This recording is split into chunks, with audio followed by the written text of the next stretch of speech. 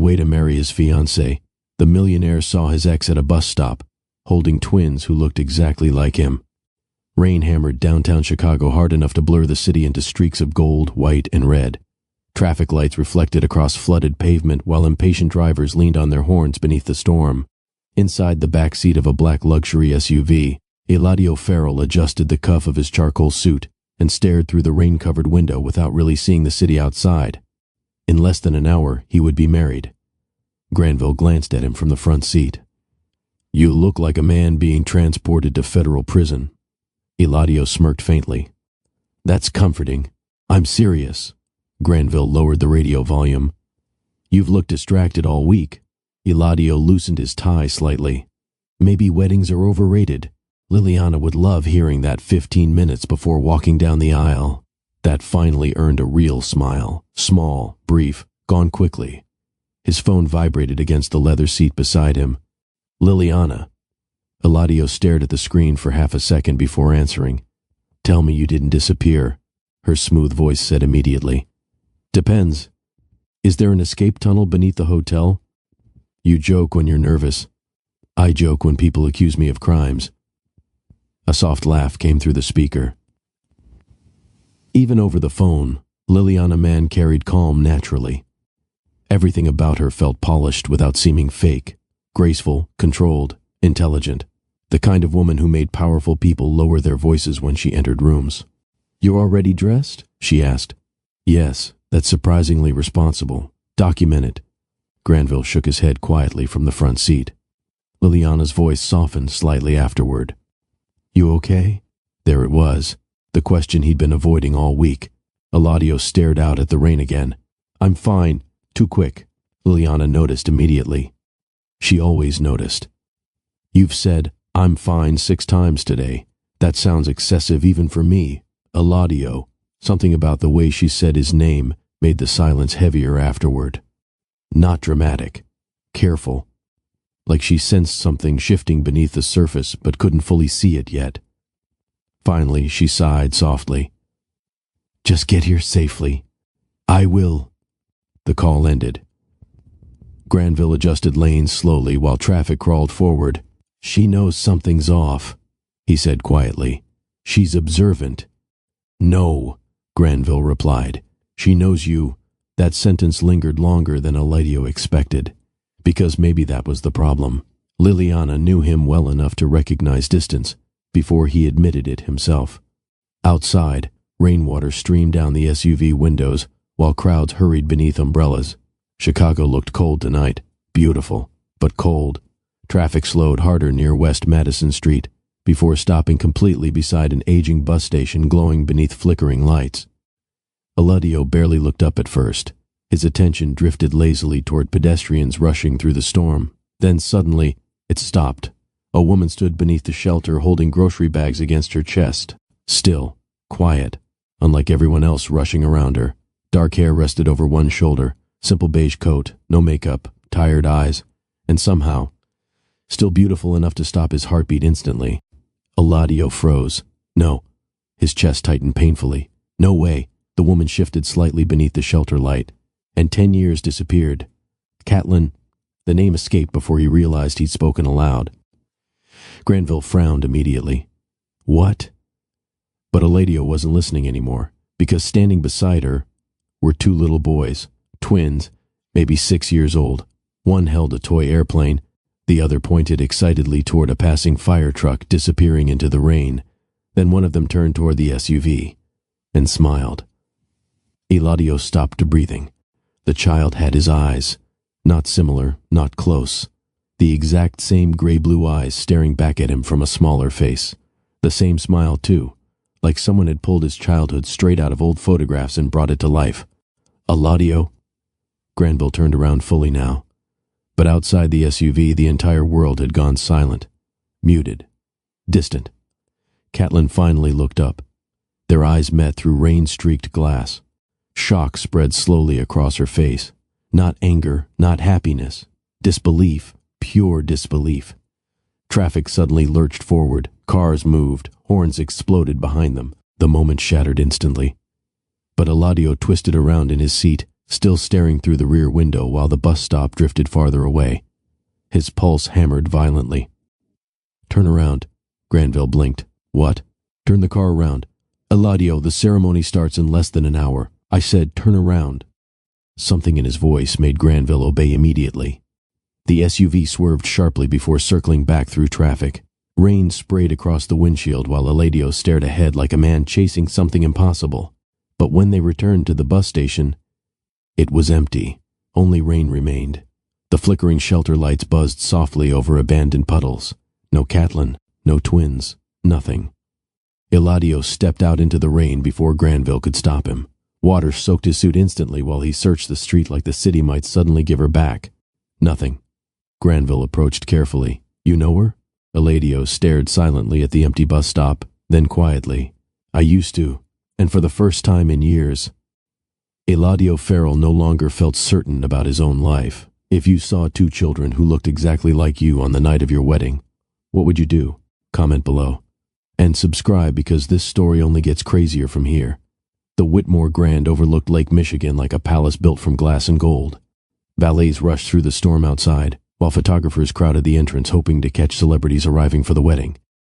Inside, crystal chandeliers shimmered over marble floors polished so perfectly they reflected light like water. Politicians, executives, athletes. Chicago's elite filled the ballroom beneath soft violin music and towering white roses. Everything looked flawless, exactly the kind of wedding success was supposed to buy. Yet walking through the private hallway toward the groom's suite, Eladio felt strangely disconnected from all of it. Like he was watching another man's future unfold from a distance. Granville loosened his soaked jacket beside him. "You need to stop looking like you saw a ghost." Eladio ignored him, because all he could still see was that little boy smiling through the rain. His smile, his eyes, his face. The suite door opened. Liliana stepped inside wearing a silk robe, while stylists adjusted the final details of her hair and jewelry behind her. Even Granville went silent for a second. Liliana carried elegance effortlessly, not performative, not forced. She simply belonged anywhere powerful people gathered. But the second she saw Eladio, her expression changed subtly. Concern. "There you are." She walked toward him slowly and fixed the collar of his suit gently. "You disappeared after rehearsal. Traffic. You hate vague answers." That landed harder than she intended, because normally she was right. Eladio looked at her carefully. Liliana's eyes narrowed slightly. "You're soaking wet." Granville immediately intervened. Long story involving rain and bad timing. Liliana ignored him completely. Her attention never left Eladio's face. What happened? For one dangerous second he almost told her. About Catelyn, the twins, the impossible resemblance. But then, what exactly would he even say? "Sorry, I might have children with the woman who vanished 6 years ago." Insane. Completely insane. So instead he said quietly, "Nothing. I'm just tired." Liliana stared at him another second too long. Then softly, "You're somewhere else tonight." Silence. The violin music from the ballroom drifted faintly through the walls. Finally she whispered, "I don't want to marry someone who isn't fully here." The words settled heavily between them, because suddenly, Eladio realized he wasn't fully there anymore. Not after that bus stop. Not after those boys. Not after seeing Catelyn again. And somewhere deep inside himself, something had already begun cracking apart. The ballroom lights dimmed slowly as violin music floated across the Whitmore Grand. Hundreds of guests stood from their seats, phones lifted discreetly. Cameras flashed near the back of the room. Chicago's wealthiest families filled the rows beneath towering white roses in candlelight. Everything looked perfect. Designed, controlled, exactly the kind of wedding magazine covers were built around. But standing beneath the floral arch at the front of the ballroom, Eladio Farrell felt like he was watching himself from somewhere far away. Granville adjusted his cufflinks quietly beside him. "You still alive?" "Barely." Eladio forced a breath through his chest.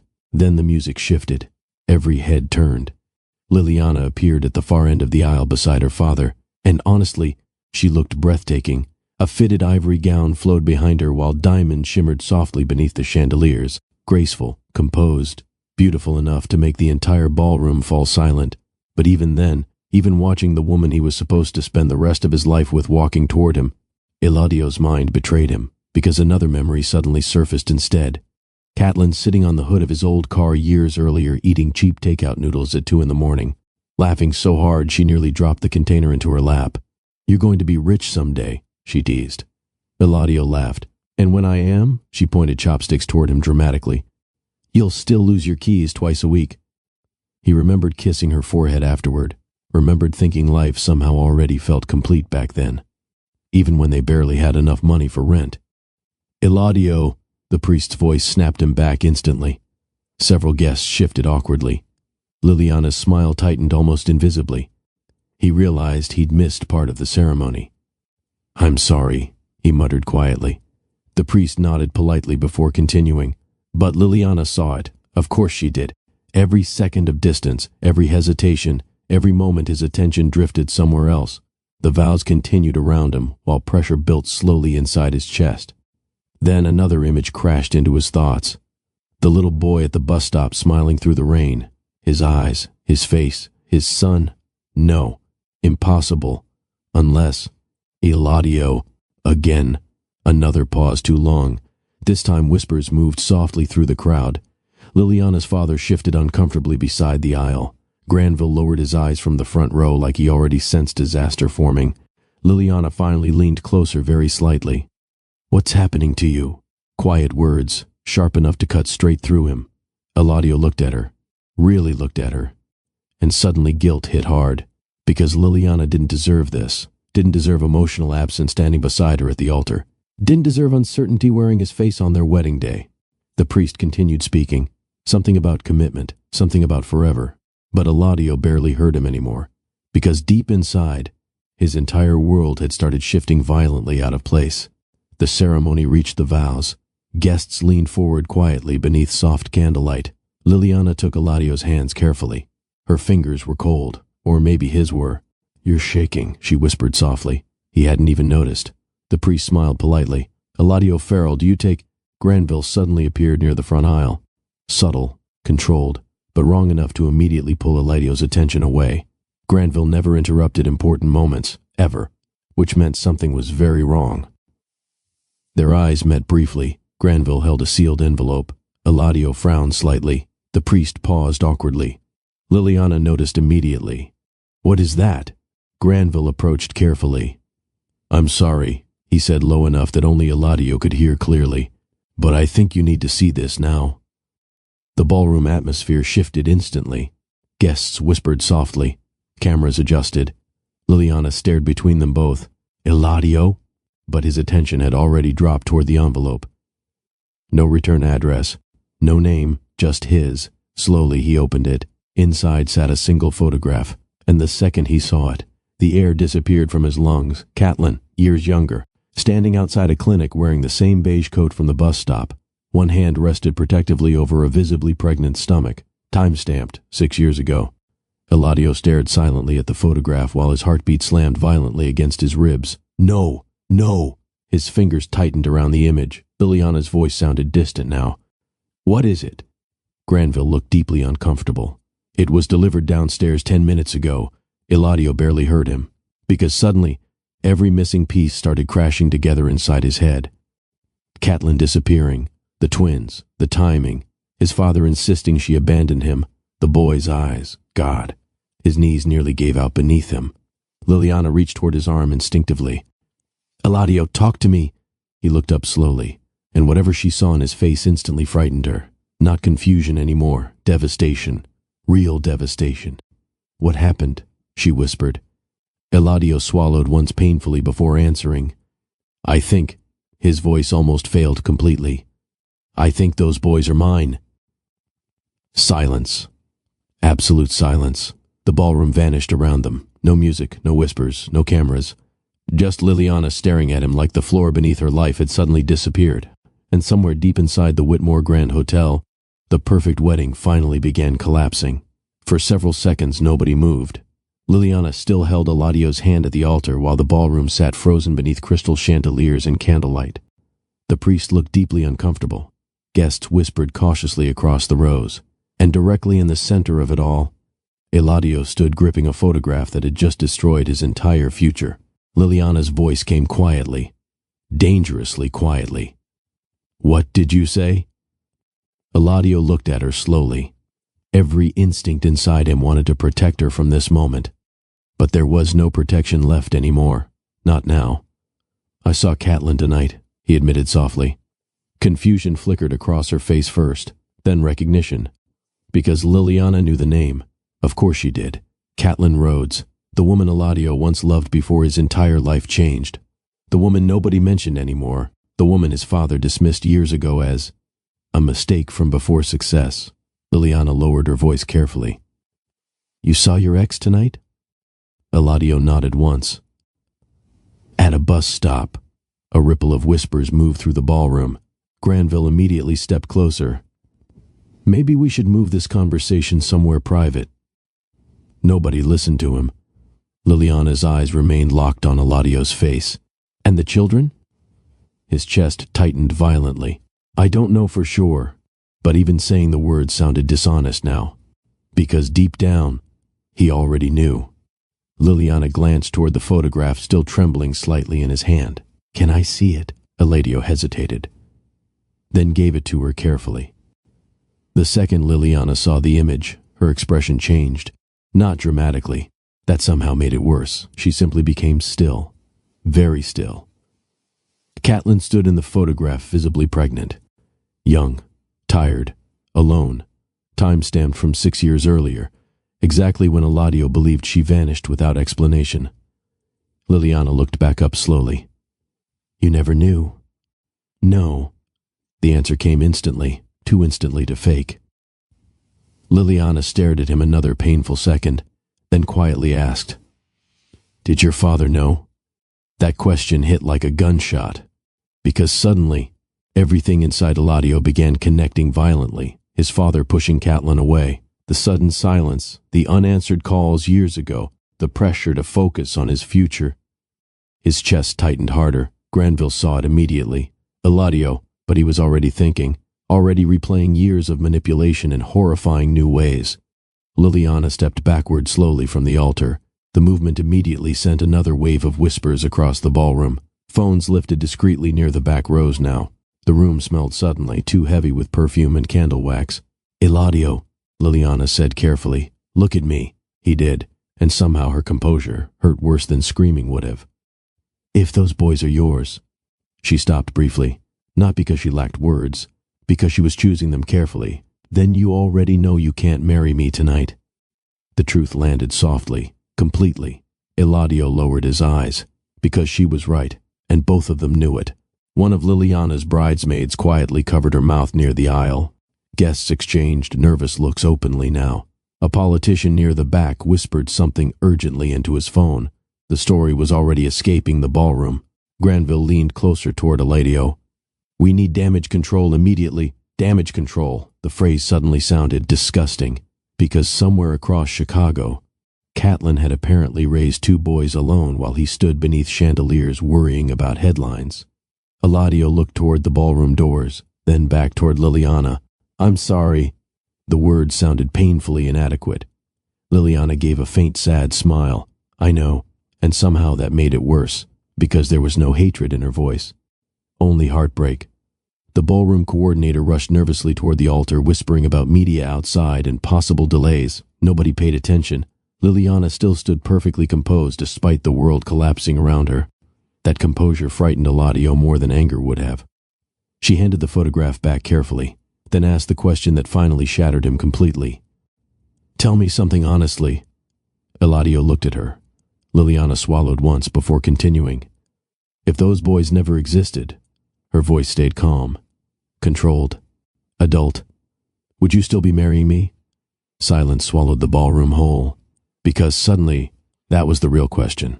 Not the twins, not Catelyn, not the scandal. Him, his heart, his truth. Eladio opened his mouth, then stopped, and Liliana got her answer without him speaking. The pain that crossed her face lasted less than a second, but it was enough.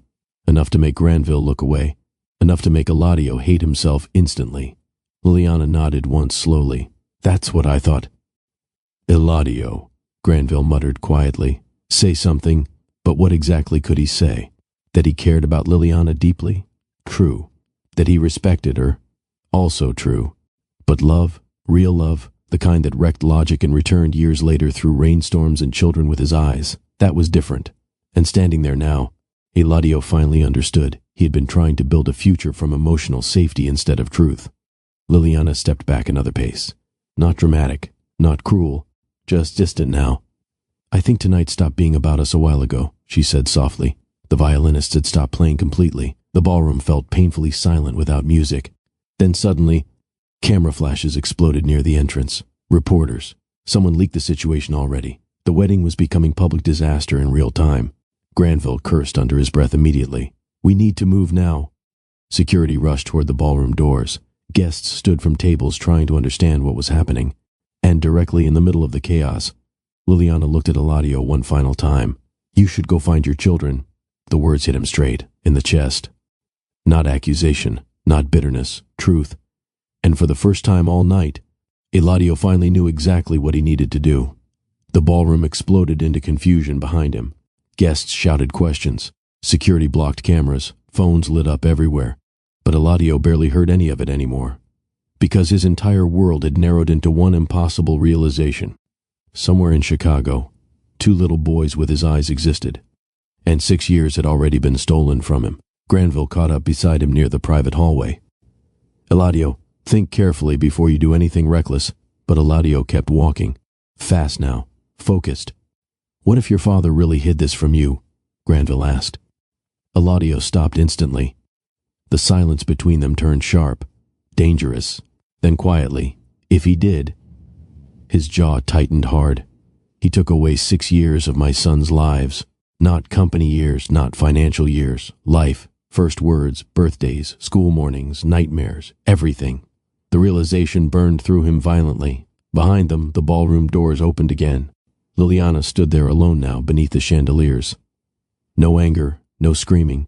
Just heartbreak wrapped carefully inside elegance. Their eyes met across the hallway one final time. And softly, almost too softly to hear, she said, "Go." Eladio stared at her for one suspended second, then turned and walked away from his own wedding. Toward the storm, toward the truth, toward the family he never knew existed. Rain still covered Chicago when Eladio stepped outside the Whitmore Grand. But the city no longer looked the same. Less than an hour ago, everything ahead of him felt predictable. Marriage, press photos, board meetings, a carefully planned future. Now, nothing felt stable anymore. Granville followed him beneath the hotel awning, while reporters shouted questions from behind security barriers. "Eladio, are the rumors true? Did the wedding get canceled? Who's the woman with the children?" The questions hit fast already. Too fast. Someone inside leaked everything almost immediately. Camera flashes exploded against the storm, while security struggled to hold reporters back. Granville lowered his voice. "We need to leave now." Eladio ignored the cameras completely. His attention remained fixed on the old photograph still clenched in his hand. Catelyn, pregnant, 6 years ago, alone. His chest tightened violently again. "Quietly, she tried to tell me." Granville froze. "What?" Eladio stared at the photograph. She had to. The realization kept building harder now, because Catelyn disappearing suddenly never fully made sense. Not back then, not now. She loved him too deeply to vanish without explanation, which meant someone made sure she disappeared, and there was only one person powerful enough to do it. His father. The SUV moved slowly through wet downtown traffic while Chicago buzzed with growing gossip. Inside the car, silence stretched heavily. Then suddenly, Eladio remembered the first apartment he ever shared with Catelyn. Tiny kitchen, broken heater, water stains near the ceiling. She used to dance while cooking instant noodles because she claimed it made poverty feel theatrical. "You're insane," Eladio laughed once. Catelyn pointed a wooden spoon toward him dramatically. "No, I'm artistic. You burned toast yesterday. That's unrelated." God. He could still hear her laugh perfectly. Granville glanced toward him carefully. "You okay?" "No. Honest answer, finally." Eladio leaned back slowly. "She used to wait outside my office after work." Granville frowned. "What office?" "My father's old building. Before Farrell Global expanded." Another memory surfaced immediately. Catelyn sitting on a bench outside the building holding coffee in both hands while snow fell around her. "You work too much," she complained. You complain professionally and beautifully." He remembered kissing her in the middle of the sidewalk afterward while strangers walked around them annoyed. Everything felt simple back then. Hard financially, easy emotionally. Granville watched him quietly. "You really loved her?" Eladio almost laughed at how small that sentence sounded now. Loved? Catelyn wasn't some passing relationship. She was the version of himself he lost while chasing success, and suddenly, he realized something terrifying. He never actually recovered from losing her. He just buried it beneath work. The SUV stopped briefly at a red light near Michigan Avenue. Eladio stared absently through the rain-covered window. Then another memory hit harder than the others. The last night he saw Catelyn before she disappeared. She looked nervous, distracted, quiet in a way she normally wasn't. "You okay?" he asked her. Catelyn forced a smile. "Just tired. You hate lying. I learned from you." He remembered laughing softly, but she didn't laugh back. At the time, he assumed stress. Now the memory felt wrong, incomplete, like she'd been carrying fear alone. Granville interrupted his thoughts carefully. "What if your father really did know?" Eladio's jaw tightened instantly. "My father never thought emotions mattered." That's not an answer, no. It wasn't. Because deep down, Eladio already knew Richard Farrell capable of this. His father controlled outcomes, people, narratives, entire companies, destroying one relationship to protect a future that would have looked practical to him, efficient. Eladio suddenly remembered something else. Years ago, right after Catelyn vanished, Richard said, "Some people belong in certain worlds, son." At the time, Eladio barely questioned it. Now, the sentence made him sick. Back at the Whitmore Grand, the ballroom looked almost abandoned now. Half the guests had already left. The rest stood in clusters whispering over champagne glasses and glowing phone screens. Television headlines were already spreading online. Billionaire wedding collapses mid-ceremony. Liliana sat alone inside a private bridal suite while one untouched glass of champagne rested beside her. Her wedding dress still shimmered beneath soft lights, but now it looked strangely tragic. One of her bridesmaids paced nearby nervously. "We should release a statement immediately." Liliana stayed silent. Another bridesmaid lowered her voice carefully. "Do you think those children are really his?" Liliana finally looked up, and somehow her calmness unsettled everyone more than tears would have. "Yes." The room fell silent, because she believed it completely, not because of the photograph, because of Eladio's face when he saw it. A woman who truly knew a man could recognize when his entire soul shifted. And tonight, his did. Liliana slowly removed one diamond earring, then the other, quietly, gracefully, like she was dismantling a future piece by piece. Her phone buzzed suddenly. Unknown number. She answered carefully. "Hello?" Silence. Then a female voice. "You deserve the truth, too." Liliana sat upright instantly. "Who is this?" "Catelyn." The room froze around her. Liliana's grip tightened slightly on the phone. "What do you want?" Another pause. Then quietly. "I didn't know about the wedding until tonight. No manipulation, no performance, just exhaustion." Liliana closed her eyes briefly, because somehow that honesty hurt worse. Across the city, Catelyn sat inside a small 24-hour diner near Southport Avenue, while the twins shared fries across the booth beside her. The boys laughed quietly over ketchup packets, completely unaware their existence had just detonated a billionaire wedding downtown. Catelyn stared silently at the rain outside, still shaken, still trying to process seeing Eladio again after 6 years. Marcus dipped a fry into milkshake dramatically. "Mom." No response. "Mom." Still nothing. Micah nudged her arm gently. "You're doing the overthinking face." That finally pulled her back. "Sorry." Marcus narrowed his eyes suspiciously. "You know that guy?" Catelyn froze briefly. Children noticed everything. Micah tilted his head carefully. He looked emotional. Catelyn laughed softly under her breath, despite herself. "That sounds accurate." Marcus leaned forward immediately. "Was he your boyfriend?" "Marcus, that's a yes." Catelyn rubbed tired fingers against her forehead. Because honestly, how exactly was she supposed to explain Eladio Farrell to 2 6-year-olds? The man she once planned an entire future around. The man she spent years trying to forget. The man who unknowingly walked past his own children for 6 years because of lies she never managed to fight hard enough against. Her chest tightened painfully. Micah studied her quietly. "You miss him." Not a question. Observation. Catelyn looked out the window again before answering softly. Some people don't leave your heart just because they leave your life. The twins exchanged a look. Then Marcus whispered dramatically toward his brother. That was devastating. Even Catelyn laughed at that. And for one brief moment, despite the chaos waiting outside, the heaviness lifted slightly. Then the diner bell rang above the entrance. Catelyn looked up instinctively, and her entire body went still. Because Eladio Farrell had just walked into the diner. The diner suddenly felt too small, too warm, too quiet. Rainwater dripped from Eladio's dark coat onto the tiled floor, while conversations around him faded into distant background noise. Catelyn stared at him from across the booth. Still, unreadable. The twins looked between them curiously, and for one suspended second, nobody moved. Eladio barely recognized his own heartbeat anymore, because after 6 years of silence, after believing she abandoned him, after standing at an altar less than an hour earlier, Catelyn Rhodes was suddenly real again. Not memory, not regret, not unfinished grief. Real. Marcus finally broke the silence first. "Mom," he whispered loudly. The emotional man followed us. Catelyn closed her eyes briefly. "Marcus." "What?" "I'm observing." Micah kicked his brother gently beneath the table. Eladio almost laughed despite the pressure crushing his chest. Almost. Catelyn slowly stood from the booth, and somehow, seeing her this close again hurt worse, because time changed details but not essence. Her hair was slightly shorter now. There were faint exhaustion lines near her eyes that never existed before, but she still looked at him the exact same way, like she saw directly through every version of him. Eladio. Just hearing his name and her voice again nearly wrecked him.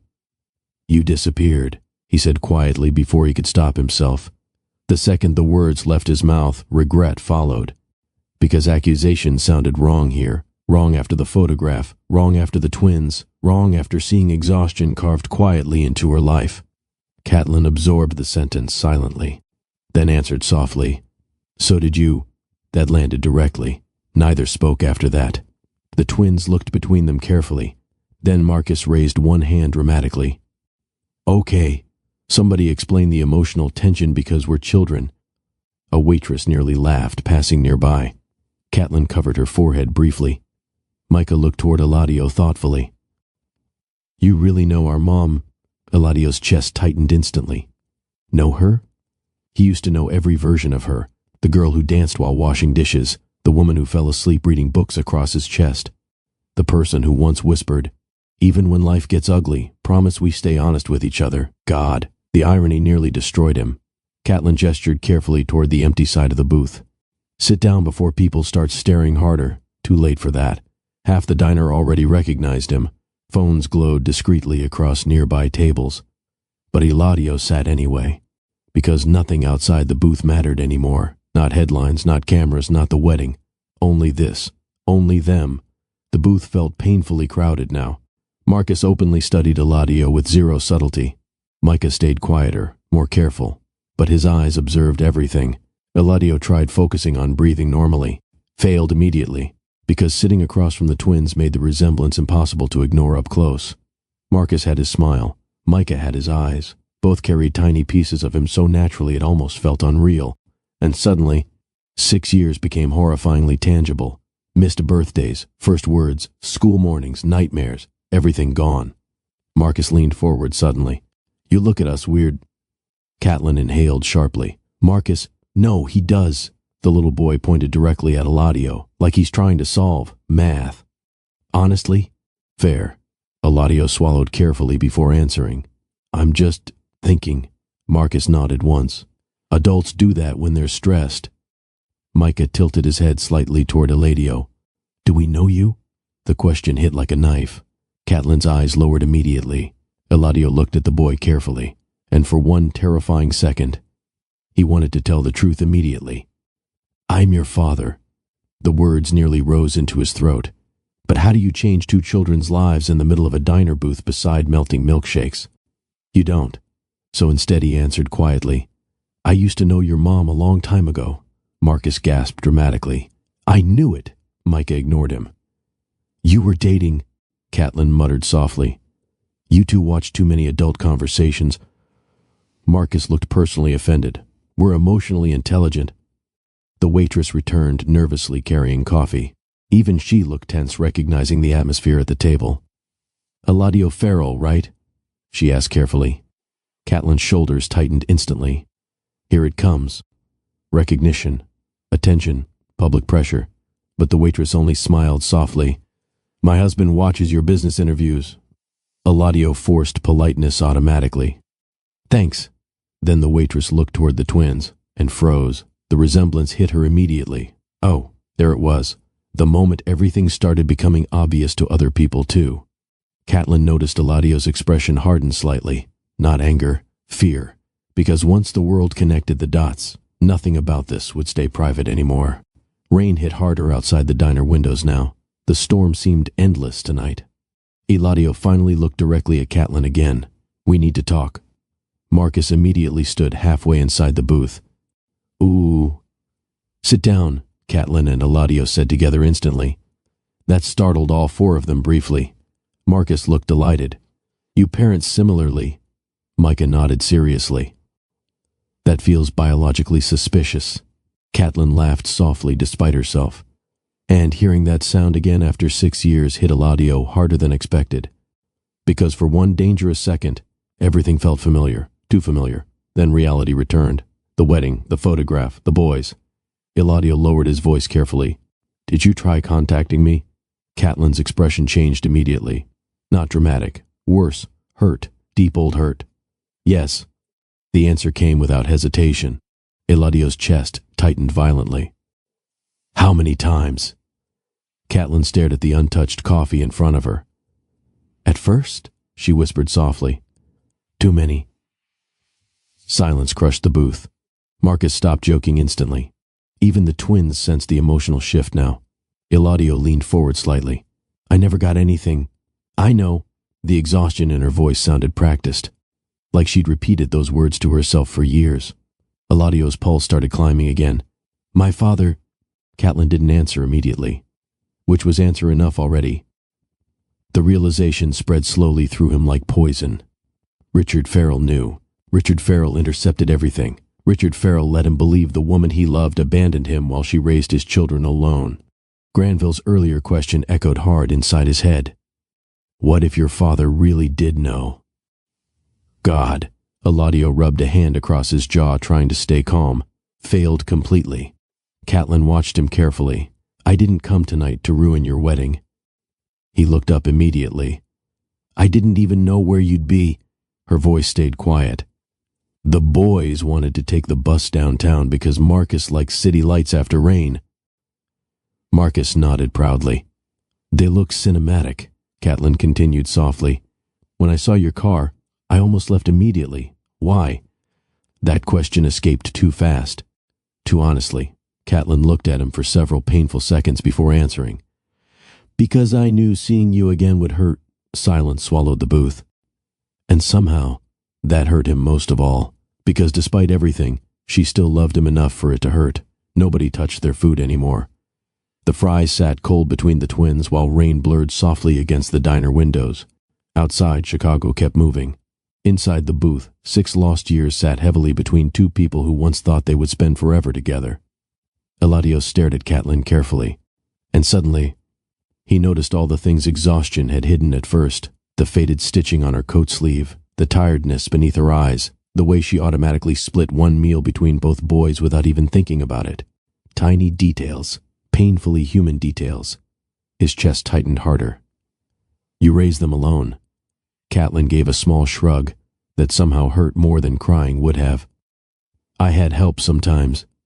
"That's not what I asked." Silence.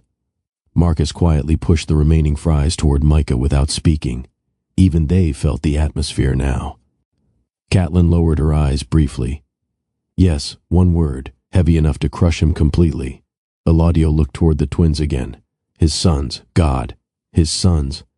And suddenly every polished achievement in his life felt embarrassingly small compared to what he missed. Micah studied him carefully from across the table. "You look sad." Eladio laughed softly once under his breath. "That obvious?" "Yes." Marcus nodded immediately. "You have emotional eyebrows." Catelyn covered her mouth, trying not to laugh. "And somehow," That tiny moment saved the table from collapsing completely beneath grief. Eladio looked toward Marcus again. The same smile, the same energy, the same inability to survive serious moments without humor. It hit him all over again. Biology, connection, truth. Catelyn noticed the exact second realization deepened inside him, and honestly, that terrified her. Because now this stopped being curiosity, stopped being shock. This was attachment. Fast, powerful, dangerous. Eladio, he looked at her instantly. You don't have to figure everything out tonight. But the problem was, he already knew one thing with terrifying certainty. He could not walk away from them now. Not after seeing them, not after hearing their voices, not after realizing 6 years had been stolen from all 4 of them. Marcus suddenly leaned across the table dramatically. Okay, important question. Catelyn narrowed her eyes instantly. That sentence never ends well. Marcus ignored her completely. Why do you look at us like that? Eladio blinked slightly. Like what? Like you already know us. The honesty in the question stunned the entire table silent, because somehow, the child accidentally touched the exact emotional truth sitting underneath everything. Eladio swallowed carefully. I think, he searched for words slowly. Sometimes people feel familiar very quickly. Marcus considered that seriously, then nodded once. That's true. Micah looked between them quietly. Mom does that too. Catelyn frowned. What does that mean? Micah shrugged slightly. She's calmer around him. The words landed softly, dangerously softly, because they were true, even now, through confusion, heartbreak, shock, and unfinished history.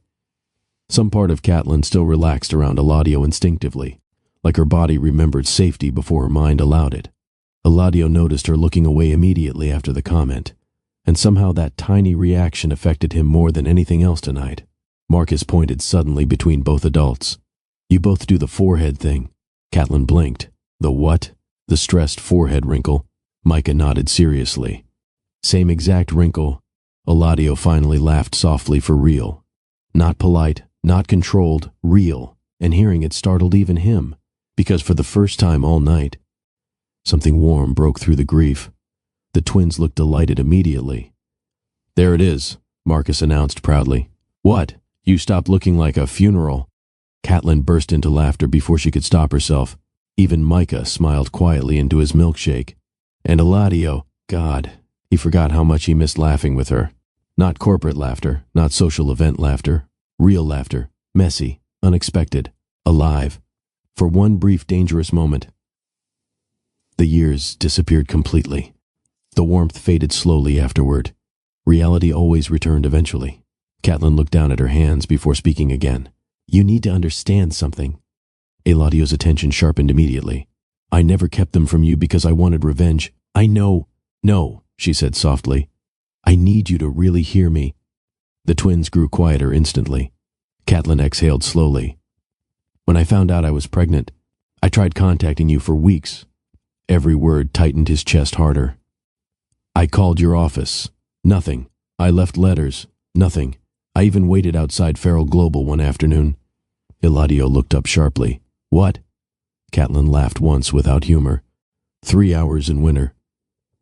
The image nearly made him sick instantly, her standing outside his building pregnant and alone while he sat inside completely unaware. I never knew. I know. Again those words. Again that unbearable exhaustion behind them. Catelyn's eyes glistened slightly now despite her effort to stay composed. Eventually your father came downstairs himself. Eladio froze. Marcus and Micah exchanged a glance quietly. Even they sensed the importance now. Catelyn continued softly. He told me you were done with me. Rage hit Eladio instantly. Violent, immediate, cold. He said your future couldn't survive someone like me attached to it.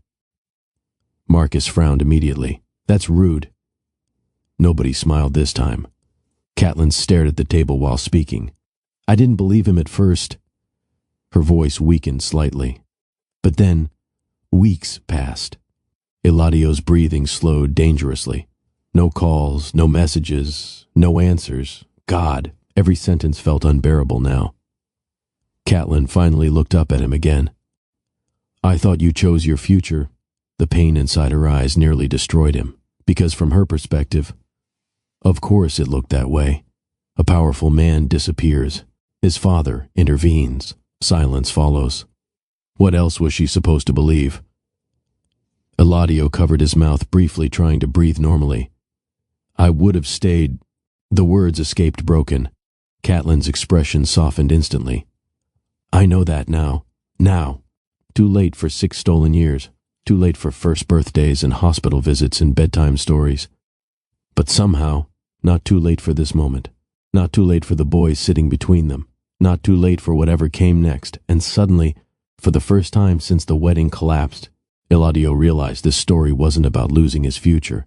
It was about finding the life he should have had all along. The diner felt quieter now, not because fewer people were inside, because something changed at the table. The truth finally existed openly between them. No more confusion, no more guessing, only damage, and the terrifying possibility of rebuilding something after it. Marcus broke the silence first. So, everybody looked at him. You're probably our dad. Catelyn closed her eyes briefly. Eladio nearly laughed from emotional exhaustion alone. Micah looked toward his brother. That wasn't subtle. I'm 6, not blind. Honestly? Fair. Eladio looked carefully toward both boys, and suddenly, fear hit him differently. Not fear of scandal, not fear of headlines, fear of hurting them, because whatever happened next would shape their lives permanently. Marcus tilted his head thoughtfully. You really didn't know about us? The question carried no accusation yet, just curiosity. That somehow made it worse. Eladio answered immediately. No. Micah studied his face carefully for several seconds. Children always knew when adults lied emotionally. Finally, he nodded once. I think he's telling the truth. Catelyn's chest tightened unexpectedly hearing that, because trust from Micah was earned slowly, quietly, and somehow Eladio already reached him without trying. Marcus leaned across the booth again. So what happens now? There it was, the question nobody at the table knew how to answer. Catelyn looked toward Eladio carefully. He looked back at her, and for the first time in years, the future felt completely unwritten. I don't know yet, Eladio admitted honestly. Marcus nodded thoughtfully. That's fair. Micah frowned slightly. Adults say that when life gets weird. Catelyn laughed softly despite herself. Your vocabulary concerns me. Internet access. Tragic parenting mistake, Marcus added. Eladio smiled quietly watching them. And suddenly, he understood why Catelyn survived. Because these boys filled rooms with life naturally. Warmth, movement, light. How did he miss 6 years of this? The thought hurt all over again. Eladio's phone vibrated sharply against the table. Richard Farrell. The name alone darkened the atmosphere instantly. Catelyn saw the screen immediately. So did Eladio. Neither moved. The phone continued vibrating. Marcus pointed toward it. Scary? Yes, Catelyn and Eladio answered together. The twins exchanged another look. Again, that strange, unspoken connection children noticed before adults admitted it.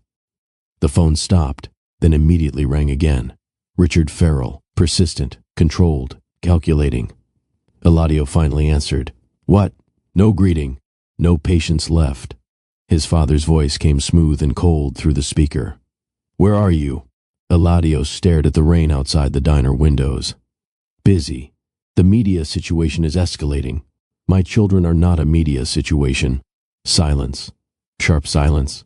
Across the table, Catelyn's expression shifted slightly after hearing the word children.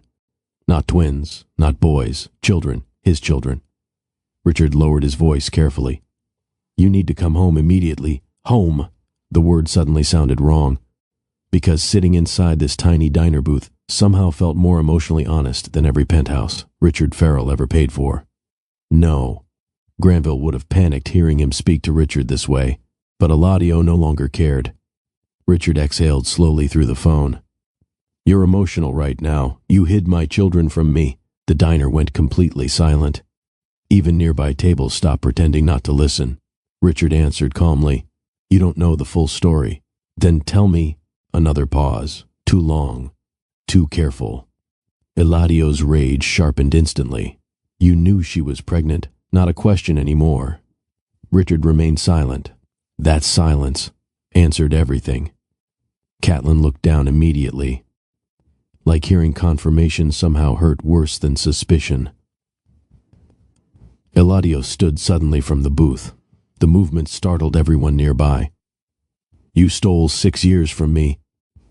Richard's voice hardened slightly. "I protected your future." Eladio laughed once, cold, disbelieving. "My future?" His grip tightened painfully around the phone. "You mean the company? I mean everything you've built." "No," Eladio answered quietly. "You built that." The sentence hit harder than shouting, because for the first time, Eladio sounded completely detached from the empire Richard spent decades shaping. Richard sensed it immediately. "Eladio, no." His voice stayed calm now, dangerously calm. "You don't get to decide what mattered in my life anymore." The line went silent. Then finally Richard said, "You're choosing recklessly." Eladio looked toward the twins, Marcus trying very hard not to openly eavesdrop, Micah pretending to stir milkshake while absolutely listening, Catelyn watching him carefully with years of pain behind her eyes. "No," Eladio whispered, "for the first time in my life." He swallowed once hard. "I think I'm choosing correctly." And then he hung up. The silence afterward felt enormous. Marcus stared wide-eyed. "That was intense." Micah nodded slowly, emotionally aggressive. Even Catelyn almost smiled. Almost. Because something bigger just shifted. Not publicly, personally. Eladio Farrell had just chosen them over his father for the first time in his entire life, and everybody at the table felt it. Eladio sat back down slowly while trying to steady his breathing. Catelyn looked at him carefully. "You didn't have to do that." "Yes," he answered immediately. Their eyes held across the table, and suddenly the emotional weight between them changed shape. Not just history now. Possibility. Dangerous possibility. Marcus leaned toward Micah dramatically. "They're staring again. They absolutely are." Catelyn rubbed her forehead. "I'm raising tiny detectives. Gifted detectives," Marcus corrected. Eladio laughed softly again, and hearing that sound this close, inside this tiny diner filled with rain and unfinished history, did something dangerous to Catelyn's heart. Because for one suspended moment, this almost looked like a family. Not polished, not perfect, but real. And honestly, that terrified her more than chaos ever could. The waitress quietly dropped the check near the edge of the booth. Nobody reached for it immediately. Outside, the rain finally began slowing over Chicago. Marcus drew shapes through condensation on the diner window, while Micah leaned sleepily against the booth cushion. The night had stretched emotionally far beyond what children should normally survive. Eladio looked at them carefully, then toward Catelyn, and softly, carefully, he asked the question sitting underneath everything all night. "Can I see them again?" The twins looked up immediately. Catelyn went still, because somehow that question frightened her more than the wedding, more than the headlines, more than Richard Farrell. Because this was real now. Not shock, not coincidence, not unfinished history. This was the beginning of fatherhood. And once she opened that door, none of their lives would ever be the same again. The diner suddenly felt unbearably quiet after Eladio asked the question. "Can I see them again?" Simple words. But Catelyn understood exactly how dangerous they were. Because once children attached emotionally, everything changed. Marcus looked excited immediately. Micah looked cautious. Eladio looked terrified she might say no. And honestly, part of Catelyn wanted to. Not because she hated him, because she still loved him enough to fear losing him twice. She folded her hands slowly together. "Eladio, I'm not asking to force anything." His voice stayed calm now. "Careful. He looked toward the boys briefly. "I don't want to disappear again." That sentence landed directly in her chest. Because for 6 years, that was exactly what he'd been. Gone, even if it wasn't his fault. Marcus leaned dramatically across the table. "I vote yes." "Nobody asked for votes," Catelyn muttered. Micah studied Eladio quietly. "You'd actually come back?" The question hurt instantly, because children who grew up without consistency learned to ask things like that carefully. Eladio answered without hesitation. "Yes." Marcus pointed immediately. He answered too fast to be lying. Catelyn exhaled softly through her nose. "You both analyze people like tiny therapists." "We're advanced," Marcus replied proudly. The exhaustion in Catelyn's chest finally cracked slightly, and for one dangerous second, she imagined what life might have looked like if Richard Farrell never interfered. Eladio helping with homework, family dinners, school mornings, laughter. The image hurt too much to hold on to long. Still, she couldn't ignore what she saw sitting across from her now. Not obligation, not guilt, attachment, real attachment already forming between Eladio and the boys, and somehow that frightened her less than expected. Finally she looked up. "You can see them again," Marcus celebrated instantly. "Yes!" Micah stayed calmer, but his shoulders relaxed visibly. Eladio almost looked shocked she agreed at all. Then quietly, "Thank you." The sincerity in his voice made her chest ache all over again. The diner bill sat forgotten while the twins argued over whether penguins had organized societies. Eladio watched them quietly, still trying to absorb the reality sitting in front of him. His sons, God. Even internally the word still felt overwhelming. Marcus suddenly slid out of the booth. "Bathroom?" Micah immediately pointed toward him. "You got lost last time. I was exploring. You entered the employee kitchen." Marcus ignored him completely before disappearing toward the back hallway. Catelyn sighed tiredly. He inherited chaos genetically. Eladio smiled faintly. "From me?" "Absolutely." The warmth between them softened briefly again. Then suddenly, a loud crash echoed from the hallway. Catelyn closed her eyes immediately. "Marcus!" a waitress shouted. "Sir, you can't go back there." Eladio stood instinctively before even thinking. By the time he reached the hallway, Marcus stood frozen beside shattered dishes looking horrified. One frightened employee rubbed soup from her apron. "I'm sorry," Marcus whispered immediately. His voice sounded small now, scared.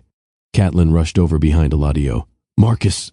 But before she could continue, Eladio crouched carefully in front of the boy. "Hey," Marcus looked near tears. "I didn't mean it. I know." The calmness in Eladio's voice shifted the entire atmosphere instantly. The waitress blinked slightly. Catelyn froze, because without hesitation, without awkwardness, Eladio handled the situation like a father already. Not performative, natural. Marcus swallowed hard. "Mom's gonna be mad." Catelyn opened her mouth immediately. "I'm not," Eladio interrupted softly. "Accidents happen." Marcus stared at him carefully. "You're not mad?" Eladio smiled faintly. "You should see how many things I break at work." That finally earned a tiny laugh. The tension dissolved instantly afterward. And watching the moment, watching Eladio comfort Marcus without impatience, did something dangerous inside Catelyn. Because this stopped feeling hypothetical. He fit with them, too naturally, too quickly, too perfectly. Back at the booth, the twins eventually grew sleepy beneath diner lights and melted exhaustion. Marcus leaned against Catelyn's shoulder half awake, while Micah quietly organized sugar packets into color patterns because apparently that mattered emotionally now. Eladio looked toward Catelyn carefully. "We need to talk about my father." The warmth vanished immediately. Catelyn lowered her eyes briefly. "Yes. How much did he threaten you?" Silence. Heavy silence. The boys sensed the shift again instantly. Catelyn waited until Marcus became distracted drawing shapes on napkins before answering quietly. "Enough." Eladio's jaw tightened immediately. "Cat." She stared at the rain outside before continuing. "He told me your future depended on leaving." Rage flickered across Eladio's face instantly. "He said if I really loved you," her voice weakened slightly, "I'd stop ruining your life before you hated me for it." Oh God! The cruelty inside those words hit hard. Not loud cruelty. Calculated cruelty, the kind Richard Farrell specialized in. Eladio leaned back slowly, trying to process the damage his father created. Catelyn continued softly. "I was pregnant. Terrified. Broke." Her eyes finally lifted toward him again. "And your father looked at me like I was temporary." The sentence shattered something inside him completely. Because he knew that look. Richard Farrell always measured people by usefulness, status, power, control. And Catelyn, kind, artistic, emotional Catelyn, never fit his definition of valuable. Eladio, his attention snapped back instantly. "I need you to understand something clearly." She leaned forward slightly. "I never wanted your money. I know. I wanted you." That one nearly stopped his heart completely, because despite everything, that was always true. Catelyn never cared about status. She loved him before the suits, before the skyscrapers, before the headlines, back when he lost keys twice a week and shared noodles in broken apartments. And somehow, that version of himself suddenly felt more real than the billionaire sitting in the diner tonight. Marcus eventually wandered toward the front counter, chasing extra napkins for artistic reasons. Micah stayed quieter beside the booth. Listening. Always listening. Eladio rubbed tired fingers against his forehead. I'm going to destroy him for this. Catelyn looked up sharply. No, Eladio, he stole my children. Several nearby customers glanced toward them instantly. Eladio lowered his voice again. He stole 6 years. The pain inside his face softened Catelyn immediately, because for the first time, she fully understood something. He wasn't grieving a relationship anymore. He was grieving fatherhood, missed life, lost time, and somehow that pain looked genuine enough to hurt her too. Micah suddenly spoke quietly beside them. Are you really our dad? Everything stopped. Catelyn inhaled sharply. Eladio looked toward him carefully. The boy's gray-blue eyes held his directly. No fear, just honesty. Children always reach the center of things faster than adults. Eladio swallowed once before answering softly. I think I am. Micah considered that calmly. Then, okay, Catelyn blinked. That's your reaction? Micah shrugged slightly. It makes sense now. How? The little boy pointed between their faces. You all look emotional the same way. Honestly, fair. Then quietly, almost too quietly, Micah asked, Did you want us? The question destroyed the table instantly. Catelyn's eyes closed briefly, because there it was, the fear children carried silently. Not, where were you, but, would you have stayed? Eladio answered immediately. With everything in me. Micah stared at him another second, then slowly nodded, and somehow, that tiny moment felt bigger than the wedding collapse itself. By the time they finally left the diner, the storm had weakened into a cold mist drifting across Chicago streets. Marcus walked half asleep beside Catelyn, carrying 3 stolen jelly packets for future emergencies. Micah stayed close to Eladio now without even realizing it. That tiny detail alone nearly wrecked him emotionally. The city felt quieter after midnight. Streetlights reflected softly across wet sidewalks while traffic thinned around them. Catelyn adjusted Marcus higher against her shoulder. He's pretending to be awake. I heard that, Marcus mumbled immediately. Micah looked toward Eladio. You really canceled your wedding? The question landed awkwardly in the cold air. Catelyn looked exhausted instantly. Micah, what? It happened. Honestly. Fair, Eladio answered carefully. Yes. Marcus suddenly lifted his head dramatically. That's the most insane thing anybody's ever done for us. Catelyn sighed. Nobody canceled a wedding for you specifically, Marcus pointed sleepily. Emotionally, yes. Eladio laughed softly despite himself. And hearing that sound this close beside them again, normal, warm, alive, made Catelyn's chest ache unexpectedly, because 6 years ago, this was all she wanted. Simple nights, shared laughter, family. Nothing extravagant, just this. The realization hurt, because they lost so much time for absolutely nothing. Catelyn's apartment sat inside a quiet brick building near Lincoln Square. Small, warm, lived in. The hallway smelled faintly like laundry detergent and old wood floors. Marcus immediately ran toward the apartment door before nearly crashing directly into a plant. Still awake, he announced proudly. Barely, Catelyn muttered. Eladio stood silently inside the doorway after she unlocked it, and suddenly, everything hit him again all at once. Tiny shoes near the wall, children's drawings taped beside the refrigerator, school backpacks hanging unevenly near the kitchen. Life, his children's life. A whole world existed here without him. Catelyn noticed him staring. It's small. No, Eladio answered quietly. It's home. The sincerity in his voice affected her instantly. Dangerous again. Always dangerous. Marcus kicked his shoes off dramatically. Can he stay? Catelyn blinked. What? Micah looked toward Eladio thoughtfully. It's late. Marcus nodded immediately. And emotionally intense. Eladio nearly laughed. Catelyn rubbed tired fingers against her forehead. You both became tiny therapists somehow. We observed trauma, Marcus replied proudly. Honestly? Concerning. Catelyn looked toward Eladio awkwardly. You don't have to. I want to. The answer came too quickly, too honestly. Silence settled briefly between them, because suddenly staying meant something bigger now, not romance, trust, family, possibility. Catelyn's pulse betrayed her immediately. Dangerous, very dangerous. The twins disappeared briefly into their bedroom, arguing about pajamas and dinosaur ownership rights. Catelyn stood awkwardly near the kitchen counter while Eladio remained near the living room, quietly absorbing everything around him. "You really don't have to stay," she said softly. He looked toward her.